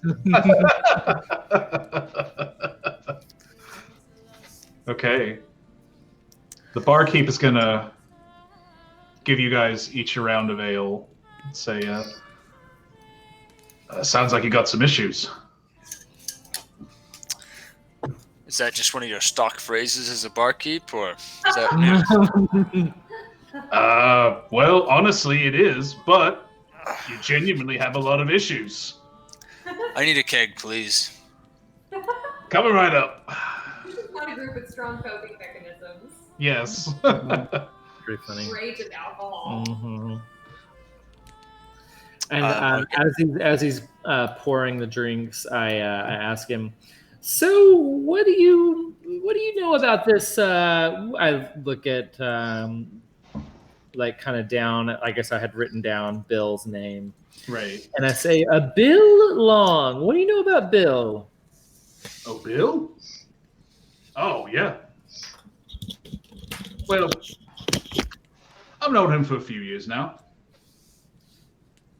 I wouldn't call him the most upstanding of folks, but he's an honest trader. At least that's what he wants to do these days.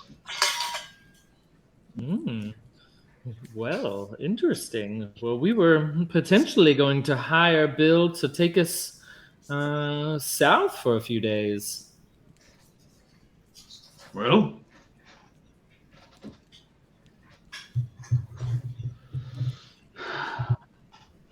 you could probably catch him here in the morning.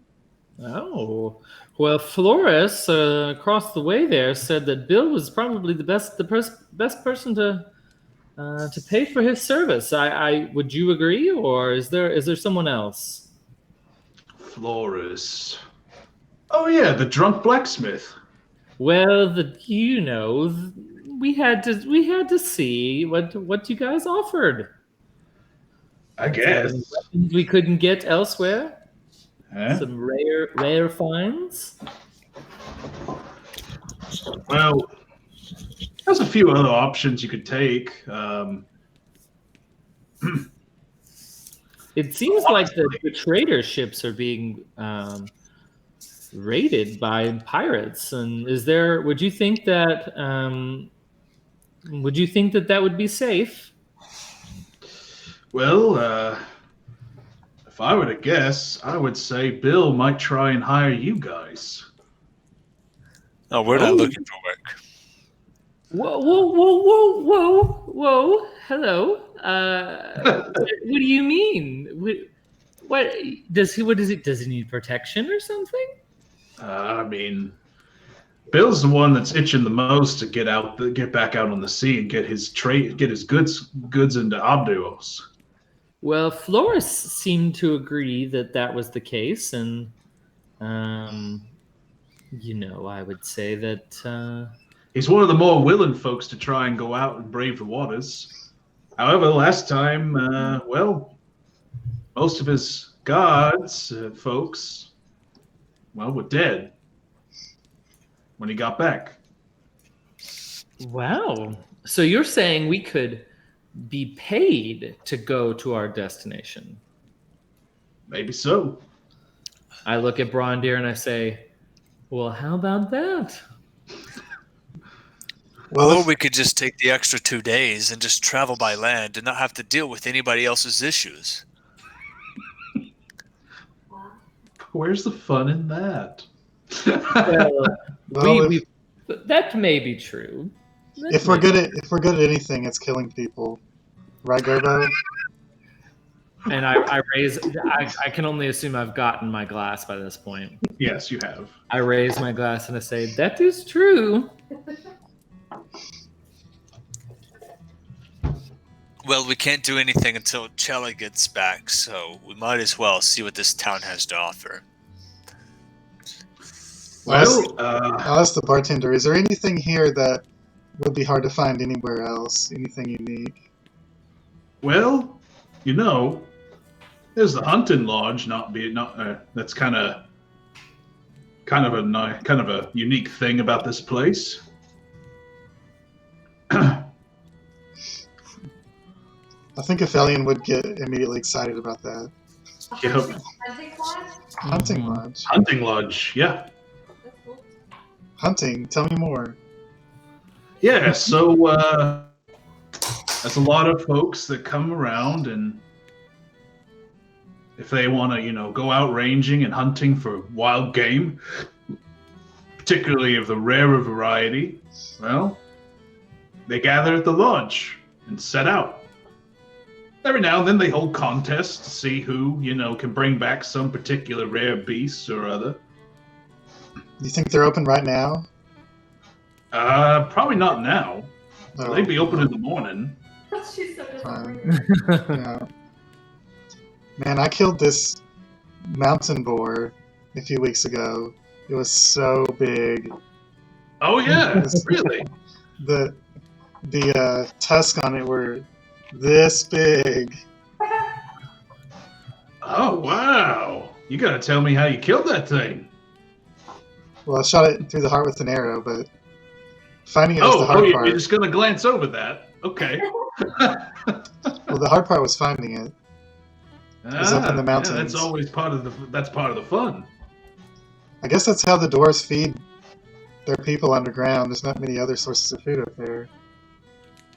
Yeah, couldn't say. I'm no expert. What about you, dwarf? How do they feed themselves up there? We trade, we barter, we hunt. There's, like Philian said, there's not a whole lot to gather from, but what we do have suits us. Can't say that we're too picky. Uh-huh. They got some big goats up there too. A lot of fishing, there's trading on the sea. Hmm.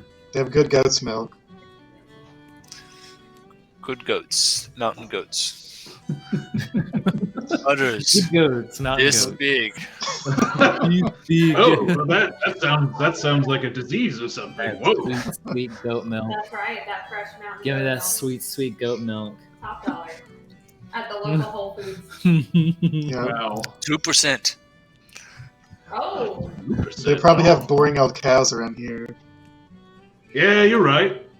There's some folks that like to set up their own little homesteads, ranching. Down south's where you get more of the farmland. So is this like the Midwest of Palan? What, like Retria and Miraki?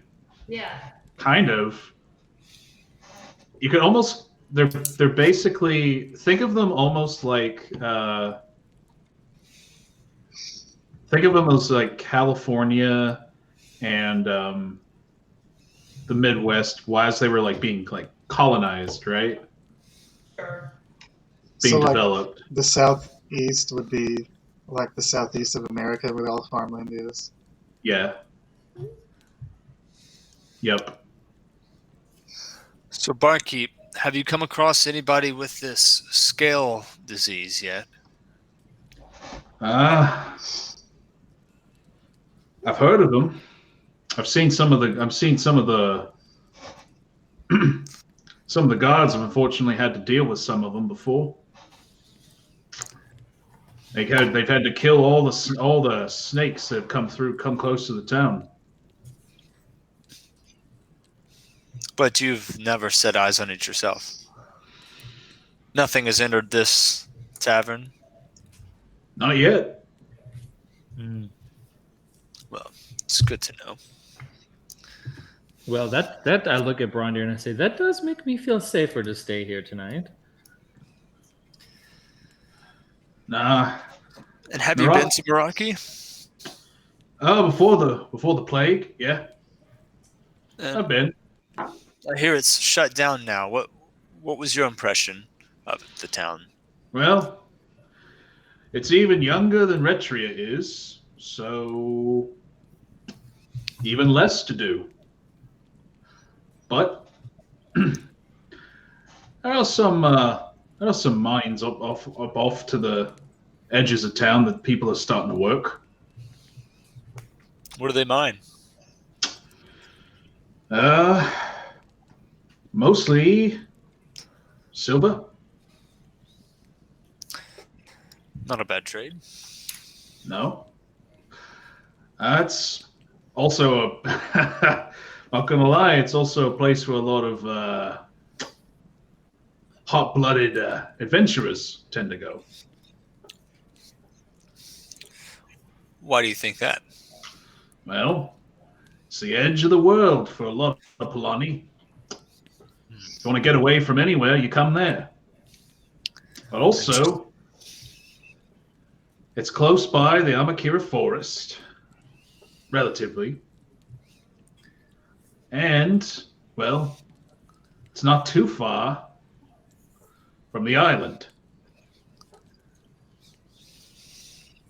Of course, this infamous island, this island of snakes and lizards, is that what it is?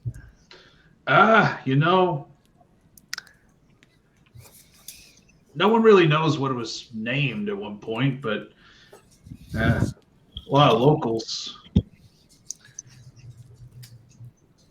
just call it that, yeah, the Scale Island. What kind of godforsaken place is this?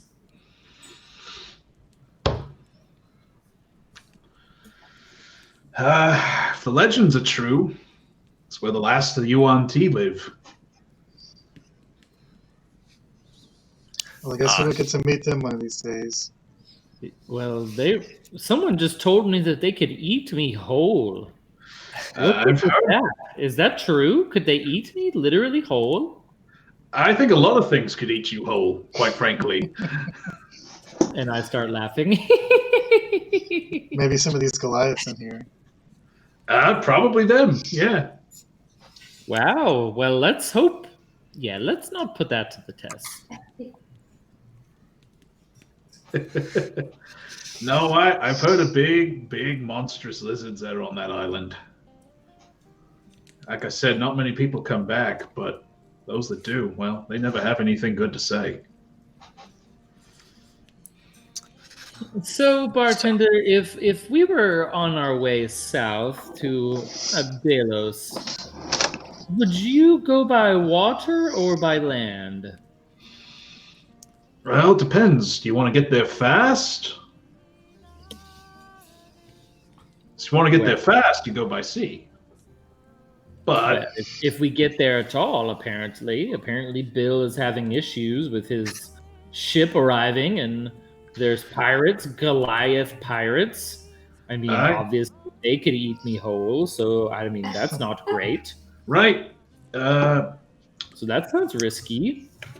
Yeah, we were. Funny you bring that up.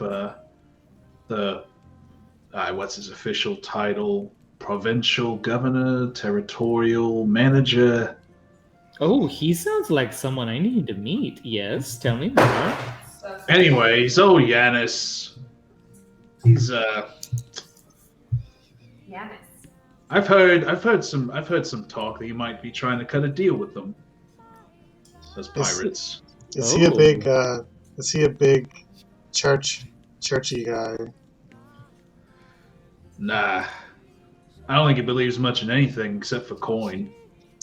You mean cut a deal as in make a arrangement to cease the trade blockade? Right. If I were to guess, probably have to pay protection. You know, from the pirates, by the pirates. I would rather go by sea. I'm less afraid of the enemy I know than the enemy I don't know. It could be a lot worse than pirates. We've fought a lot worse than pirates already. That is true. Plus, who knows?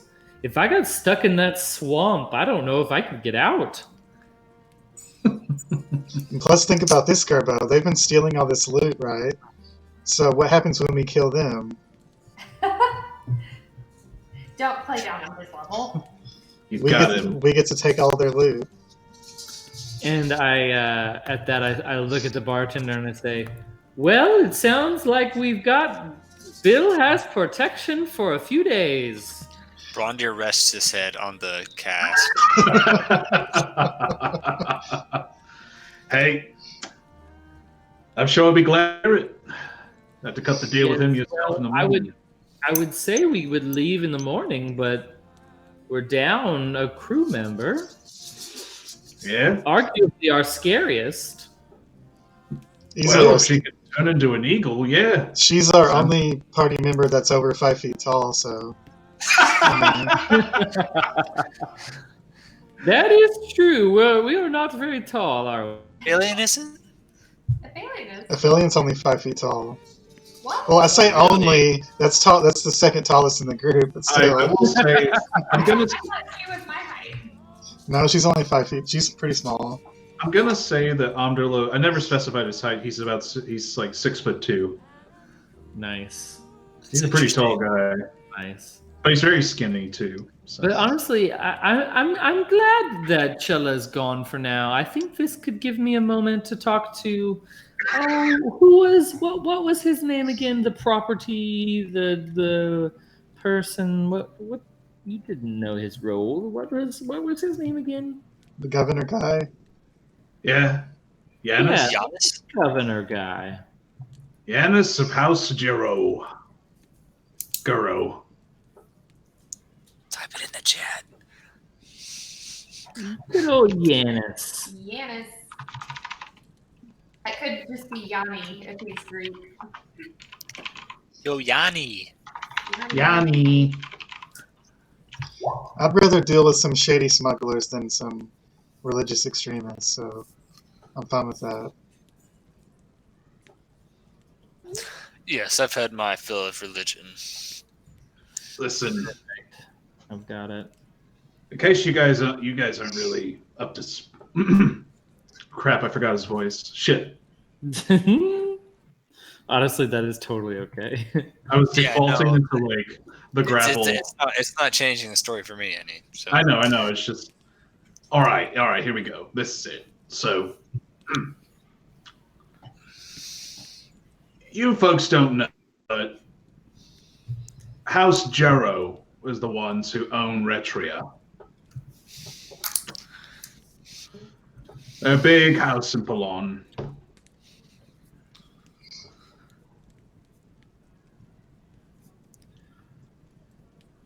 All I'm saying is, probably don't want to mess with Yanis very much. Not to be trifled with. No trifling be done. Okay, good to know. Bring the heat. Cool. And yeah, trade was actually a lot better for a while. There was a big deal that was cut with a lot of the giant pirates.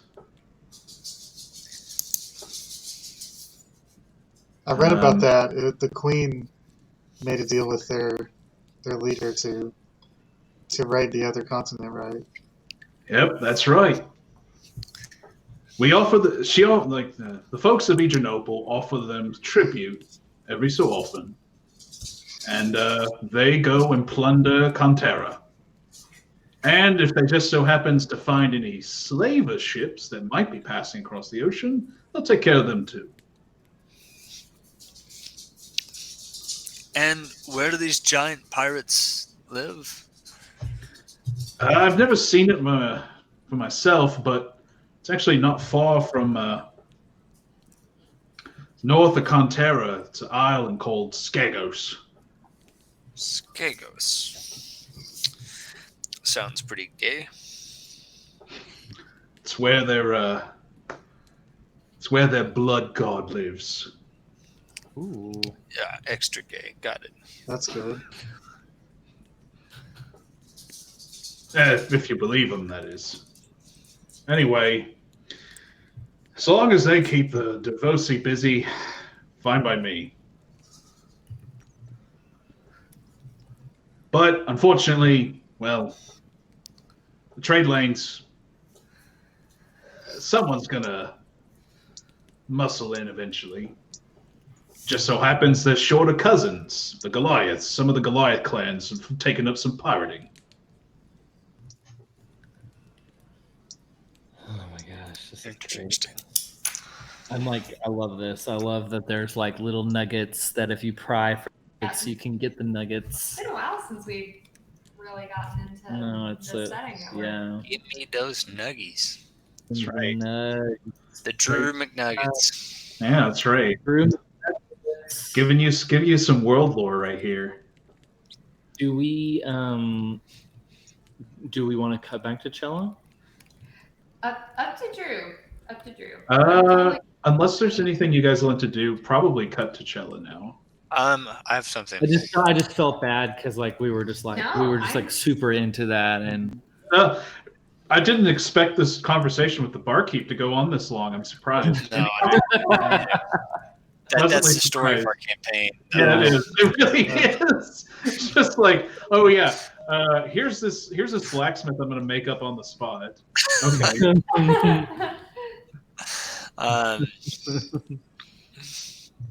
So promise not to get all emo with you, but is there a way I can send a message? Emotional. That's what the kids call it these days.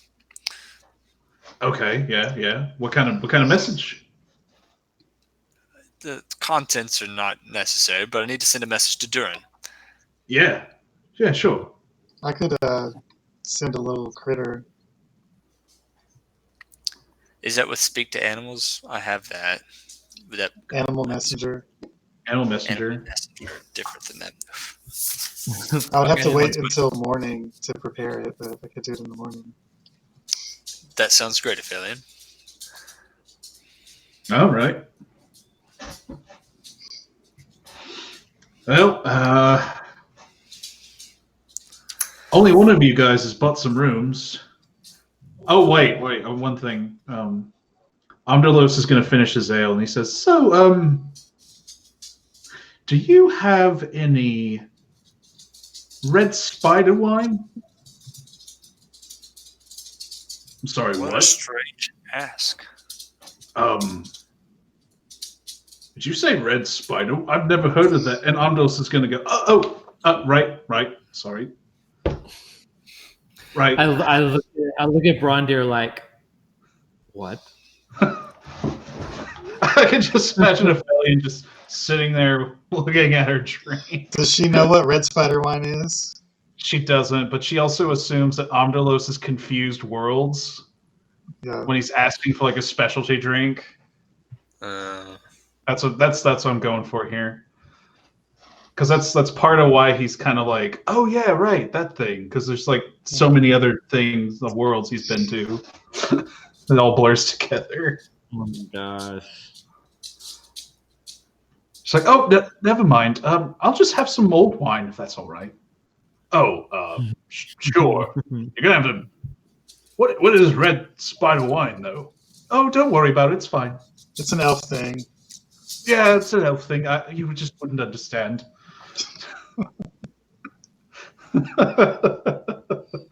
Oh my gosh. All right.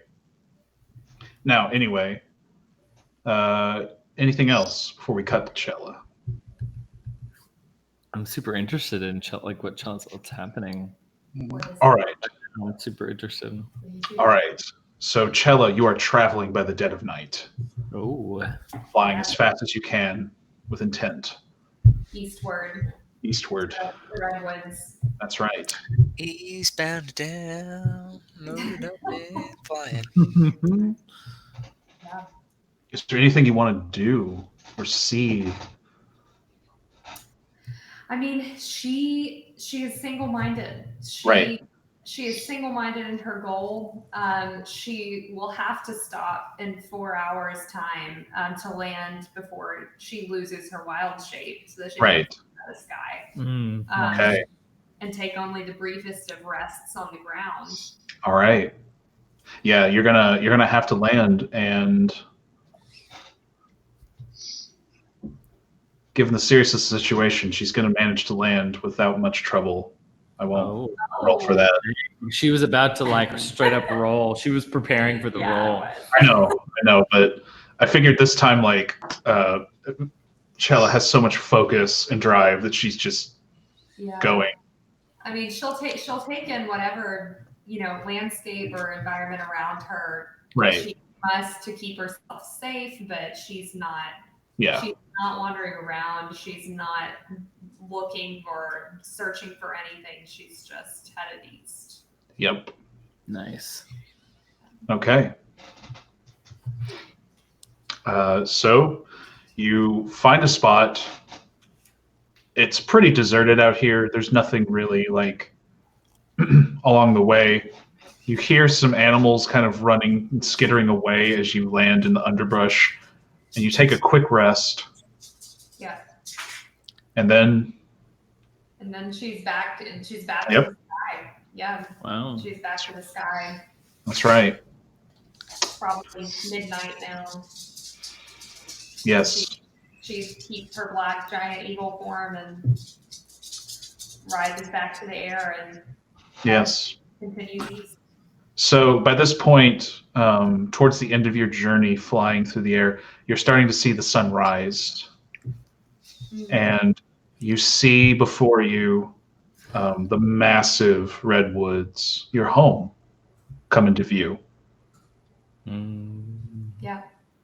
Oh, right. But this probably does need music. It's still pretty epic. You're like, Yeah, it does. I'm trying to... Let's see if I can find something worthwhile here. Game of Thrones opening theme. Yeah. Ba-ba-ba-bum. Gareth could just sing it like that for us. Oh, perfect. There it is. Bee-bee-bee-boo, bee-bee-boo. All right.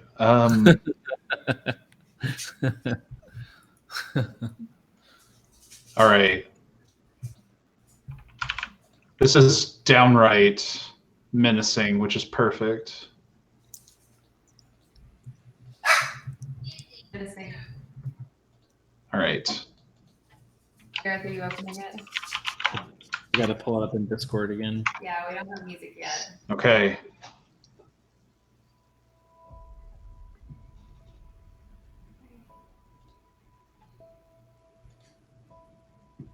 Okay, well, Yes, so good. you hear it? Oh, now I hear it. Okay.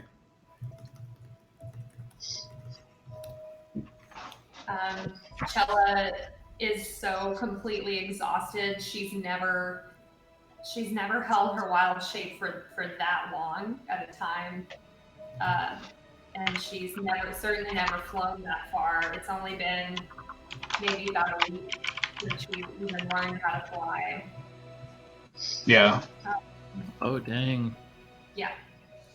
And so she's just pushed herself to the absolute limit to get there Yep. as fast as she can. And I guess she can see the redwoods is just obviously really vast, but it's like an annulus now with the burned out middle. Yes, right. There is a very hollowed out, burned out middle. It's all just looks like just a bunch of blackened ash in the middle. So as she's flying into the sun, she descends lower to the canopy towards the northwest part of the Yeah. redwood Okay. over here. And then Wait. Point it out again. Northwest. So like here. Oh, here. Okay. All right. She descends and slows herself down and lands in a treetop and begins kind of awkwardly like climbing her way beneath the canopy still in her eagle form. Yep. Okay. Until she's low enough to drop to and turn back into a human again. Okay. You do that, and as you're going down,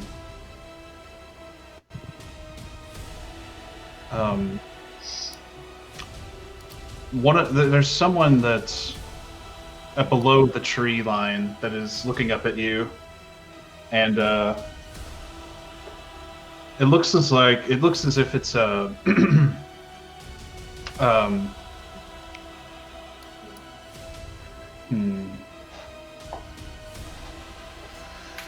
Sorry, I gotta refer to notes.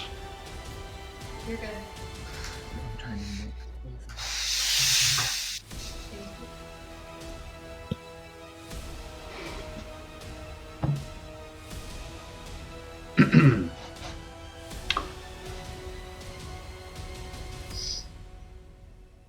Isn't it funny how life is full of coincidences? Anyway, you see a band of men. You see a band of people that are below the forest line, and in the center of them is someone you know quite well.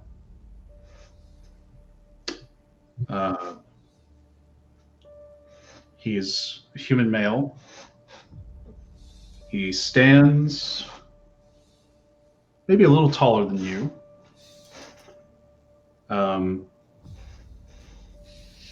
He is the member of the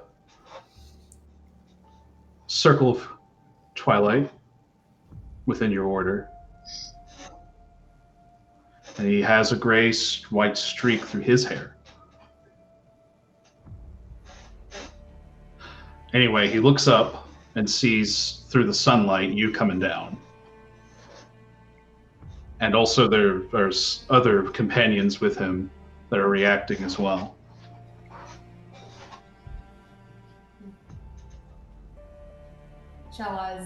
Chella catches her breath. She drops down to the forest floor and just kind of like squats to the ground and just hangs her head to just catch her breath for a few minutes, a few yards away from the group of men. The man with the white streak through his hair approaches. He gets a closer look at you. And he just says simply, Lady Chella, you've returned. She raises her head and looks in the eye and says, Lugano? Yes. She clears her throat and stands up and moves closer where she's just in earshot of Lugano. Yes, sir. Dramatic. Yes. Wait, what did she say? I'm sorry, what did she do? She just stands up and clears her throat and takes a couple steps closer to where she's just within earshot of Lugano. Okay. And she says, it's good to see that you're safe. Yes. As are you. Lugano, I've flown through the night. And she kind of catches her breath and takes a drink from a flask on her head. Ladano to try and, like, it looks like you might be kind of losing your footing a little. He's trying to embrace you. She leans onto him and says, Do you know what's happening in the east? Have you heard from Valkyra? Do you know the Dono she's leaving? She needs to leave. She needs to leave. And she looks him in the eyes, like imploringly. I have heard.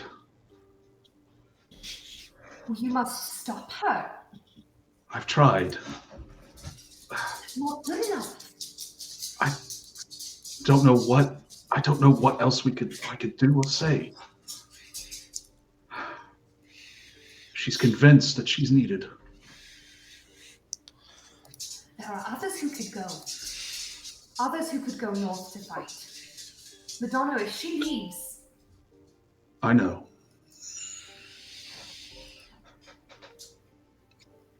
Who does she need to watch over the circles in the meantime? Who is she appointed in her stead?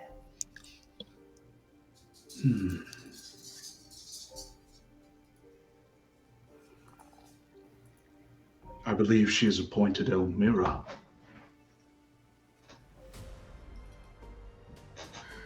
And even Elmira couldn't dissuade her from this madness.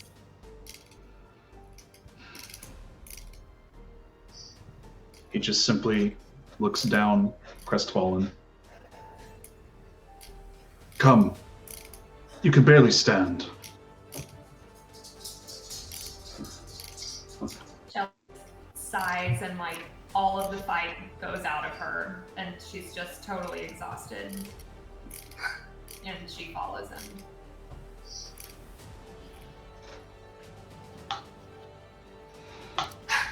All right. Love a good backstory. So, you and Ludano travel probably about, I would say, probably an hour through the woods. It's a path you guys have taken countless times.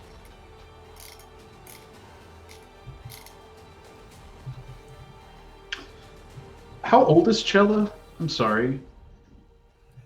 She's like mid-30s. Yeah.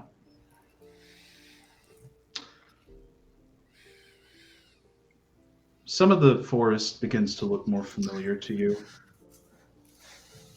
As big as the Redwoods is, there's still some areas that are, well, strange and dangerous. But here, well, these are some of the places that you and Ludano played when you were children. More peaceful areas. Hmm. Before all of the corrupt undead overran it. Right. At least in the times they let you play together. Anyway, as you go along, you enter, it's not quite a clearing. It's more like the trees have grown in such a way where they're almost like pillars. And they elongate into almost a pathway that's going down and towards a large cave. And within the cave, you see sights of home. All the different mushrooms and fungi that grow along the walls and moss with all of its variety of colors come back to you. It's a comforting sight. Yeah. Charlotte knows that there are certain ones here that she can't find anywhere else in the world. They only That's right. by her home. That's right. Good for the best spells and the most powerful magic. Yes. Cool. There are others that are walking to and fro in this large underground area. The fungi have to give off a kind of bioluminescence of their own. So there's no need for torchlights.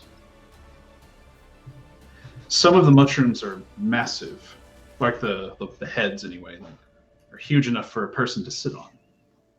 Others are tiny and small.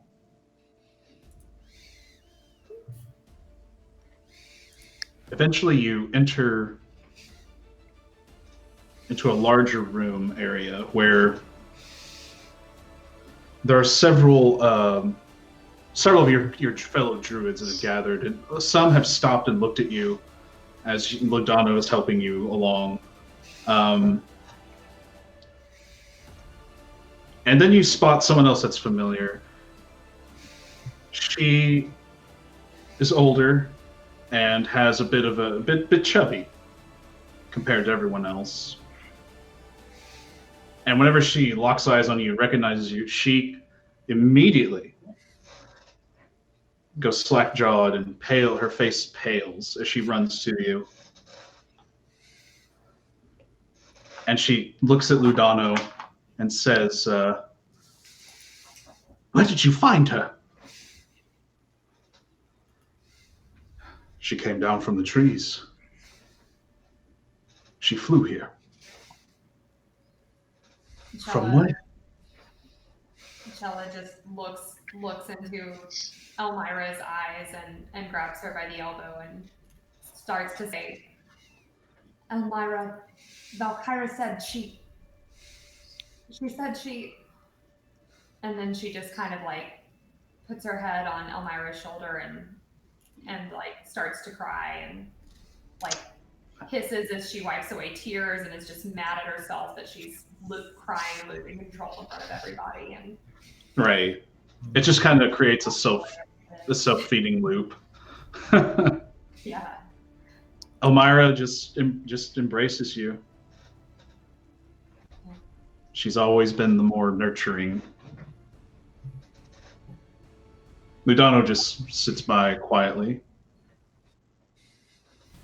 Ella kind of composes herself and says, I couldn't stay after she told me what she needs to do. I came back because we all have to convince her and show her that she can't go. That she cannot be there. Dearie, you know how your aunt is. When she decides on something, it is very nigh impossible to change her. I can't accept that.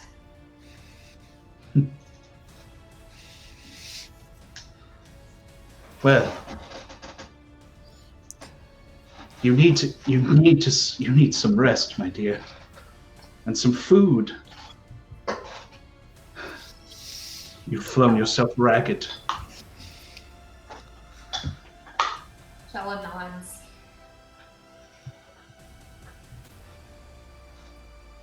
I will rest, but I must speak with her after. I know, and you will have your audience.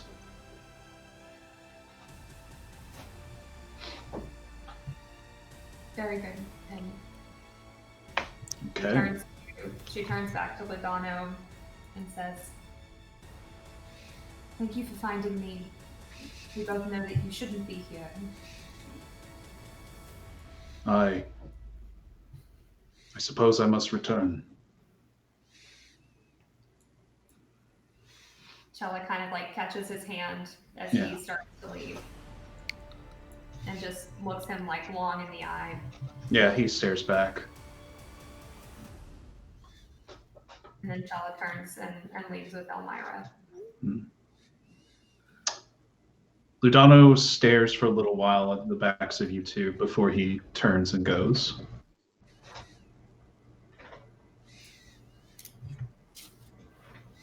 All right, that's Oh, so good. I love a good backstory. There's some information there. It's very That's right. mysterious too. Yes, Yeah. What'd you say? It's very mysterious. very mysterious. Yeah. Yeah. Well, it'll become clear eventually. I like it. It's cool. Oh yeah.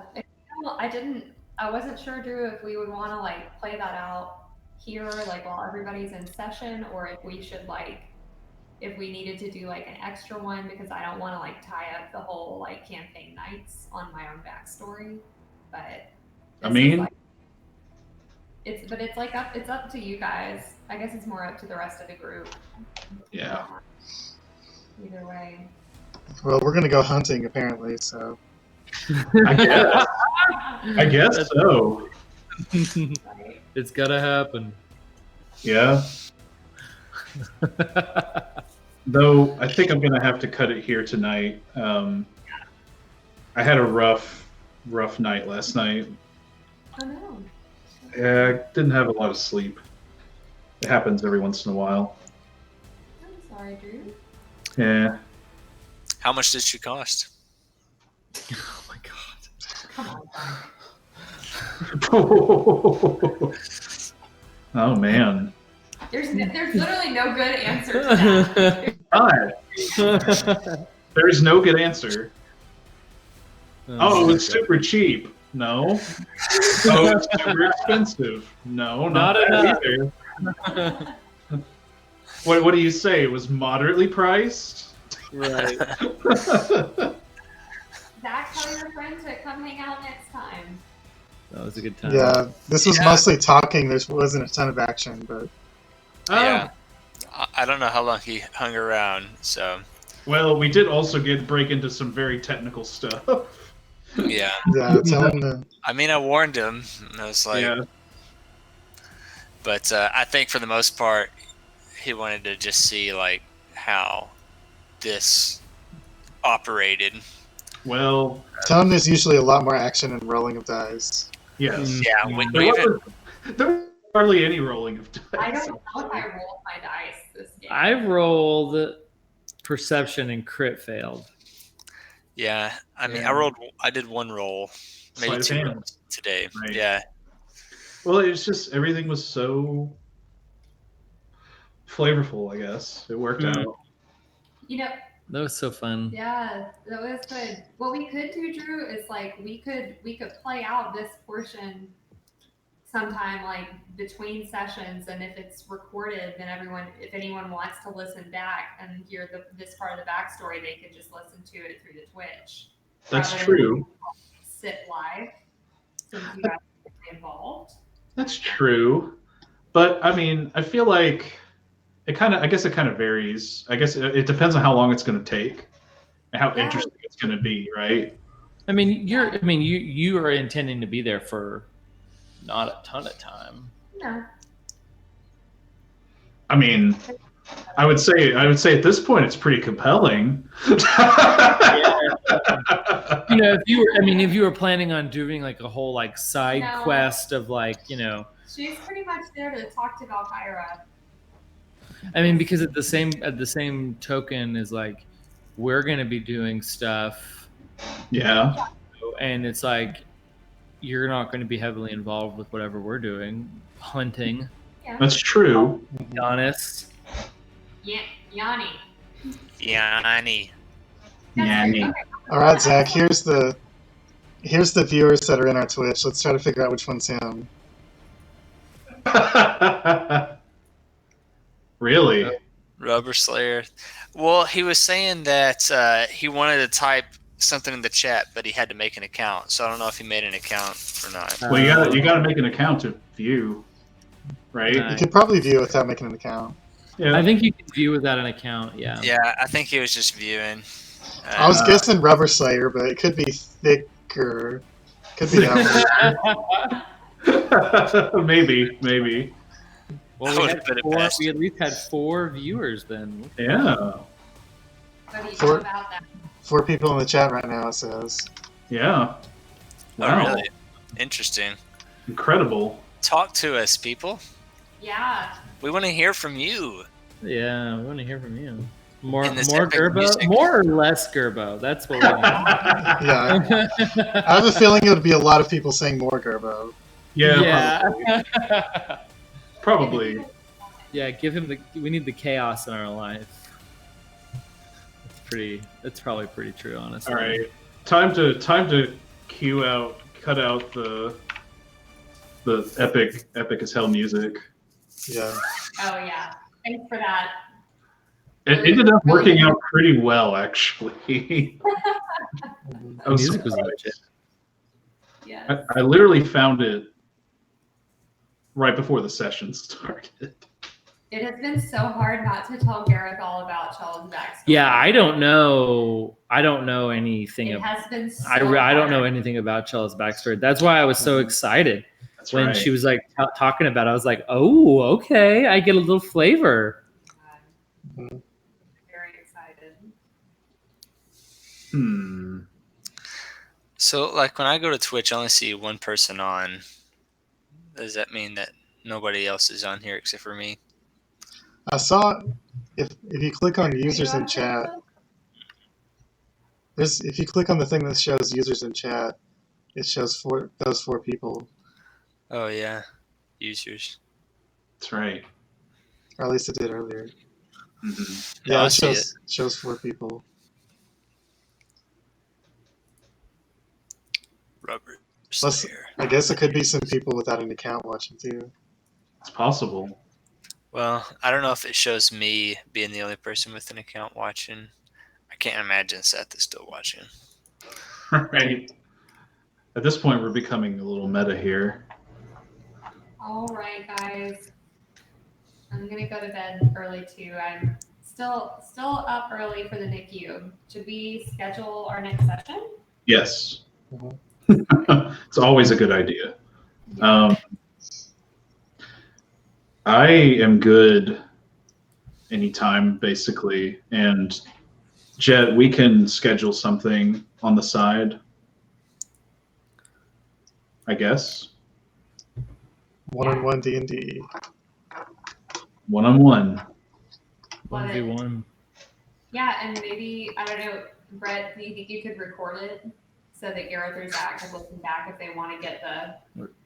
Right, because it's a little. I mean, I'd have to get the streaming software and stuff set up. Yeah, we could do it, or you could keep it secret.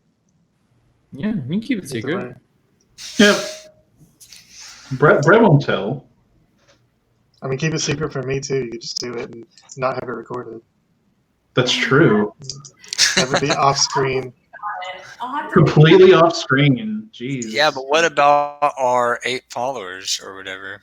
Yeah. They'll, Right. Or they'll, 6 followers. they'll just have to start up their theories on what's happening. Start writing Reddit posts. Yeah, it's just getting so hard to be patient. I feel like we gave The theories. I guess we better make a subreddit now, right? Oh, yeah, no. that's how that Yeah. goes. / Gatewatch. So Well, it we looks don't like want to. next- I was just gonna say we don't want to do a subreddit on just the campaign. We need to have it broader, so we don't have to make a subreddit every time for all of our mini fans. I don't know what to call the overarching campaign, the bigger campaign. So, like, there's Other than in- War of the Gods, I guess. So, if we were to have a name like the Adventure Zone, Yeah, would it be Finders Keep? I guess. that would be. Brett has already created those things as our Twitch and our Send it to the YouTube channel. Yeah. So now, Finders Keep, oddly enough, has its origins in another D&D group. Not really. It's more like just a random thing that Tommy came up with. Yeah, it was a random thing that Tommy came up with. It Like, doesn't really have any backstory, really. yeah, it could have had It backstory, just I guess. sounded clever, so I used it and kind of generic. Yeah, right. Of course, I like how Jared, your cousin Jared, is like, "Oh wait, is that referring to this specific D&D lore from way back when?" Yeah, some obscure D&D lore from 20 years ago. Nice. No, No, not we're that. not that cool. Nice. So I think we could do Monday, or actually Tuesday next week would be the best day for us, Okay. or Thursday. Tuesday or Thursday. Well, Thursdays are usually reserved for the Badlands. Okay. Um, Brett and Zach, does Tuesday work for you guys? Yeah. Thursdays Tuesday's are good. good for me. I just put it in there. Thanks. Tuesday the 25th. All right, exciting stuff. yes. Drew, hope you get better sleep tonight. Take care of yourself. Me Yeah. too. I need to drug myself and go to sleep. There you go. Always the answer. We'll use of NyQuil or a Benadryl won't hurt you. ZQuil. Even better. That's right. Perfect. This is cool. All right. Zach, let us know how it turns out with your interview. Yeah. For you. Yeah, we'll keep you posted. I'm sure we'll find out sometime soon. Mm-hmm. If not this Monday, next Monday, or the next Monday, Honestly, on Monday. I'm not holding my breath. I just 6 I just Mondays go- from now. I just go to work until someone tells me not to. I mean, I don't have any grand plans. Probably So, good. It's probably a decent way to live right now. yeah. I have Cool. found that because I've been going into work the last 2 days, and I did find that I wasted more time on the internet in the office than I did at home, which I was kind of concerned with at first. I was like, maybe I am wasting more time at home. But no, it's I not. read about that. A lot of people are wanting to go back to work because they end up working more hours and working harder at home than they would at the office. Yeah. Yeah, I'm definitely. I mean, that's definitely the case for me. Right. It's so weird. Like Yeah. I don't know. Like I definitely do. Like it takes me a little bit longer to get started to work, but once I start, I'm good. And then I guess it's because I know I can stop whenever I want, Yeah, and I don't have distractions either. So that's right. it's really interesting. But You're like mindful that you could get sidetracked at home, so you're more consciously avoiding that. yeah, like originally I was like, oh, I can't wait to work from home. I'm gonna like take breaks and like catalog my records, and this is gonna be awesome. I haven't touched my record collection once, so I'm Yeah. kind of bummed about that, honestly. But it's like I've been actually working, which is weird, but Yeah. good. I wasn't expecting that to happen, but I've actually been working more from home than I have at the office. So Energized by John's retirement. Yes. so funny. It's pretty amazing. Yeah. Cool. All right, dudes. Well, we will chat soon. All right. Hold on. All right. I want to say goodnight. See Hop Hop? It's a Jean. Is it Hooper or Henry? Hoop Dean. Hopper. Oh, what a flu. Woof. Misses you guys. He says come visit us in Texas. Love Puss in Boots. I do want to. Someday. It's not- Puss in Yeah. Boots. It's almost a year since Sydney and I came to visit y'all. Oh my gosh. Wow. you're No so way. right. Yeah, because we went for the season opener for the Cowboys. So Oh my Wow. gosh. It's been over a year since I've seen Drew and Brett. Yeah. Yeah. Jeez. No. Honestly, if the yeah, I'd love for an opportunity to come and see you guys, but it can't be now. But Yeah. Yeah. It's At some point. crazy. Yeah. Jeez. We'll make an in-person session happen one of these days. That would that'd be be fun. fun. make Especially, make it a one shot. yeah. Yes, That'd be the fun. one shot. Yeah. Mushroom the one mushroom. The Oh mushroom. no, the mushroom one. I'm Yeah, down. let's do it. It's like I'm a side down. stage. Alice World, you veer off, like the camera pans away from Chella to the Oh. wall of mushrooms. Oh no. It's like a mini game. Yeah. It's like if you were to like go into one like a special tube in like Mario. Yeah. Yes. Oh That's it. dang. We've got it. So good. Wow. All right, guys, take care. I'm signing off. All right. Uh, Bye, y'all. Guys.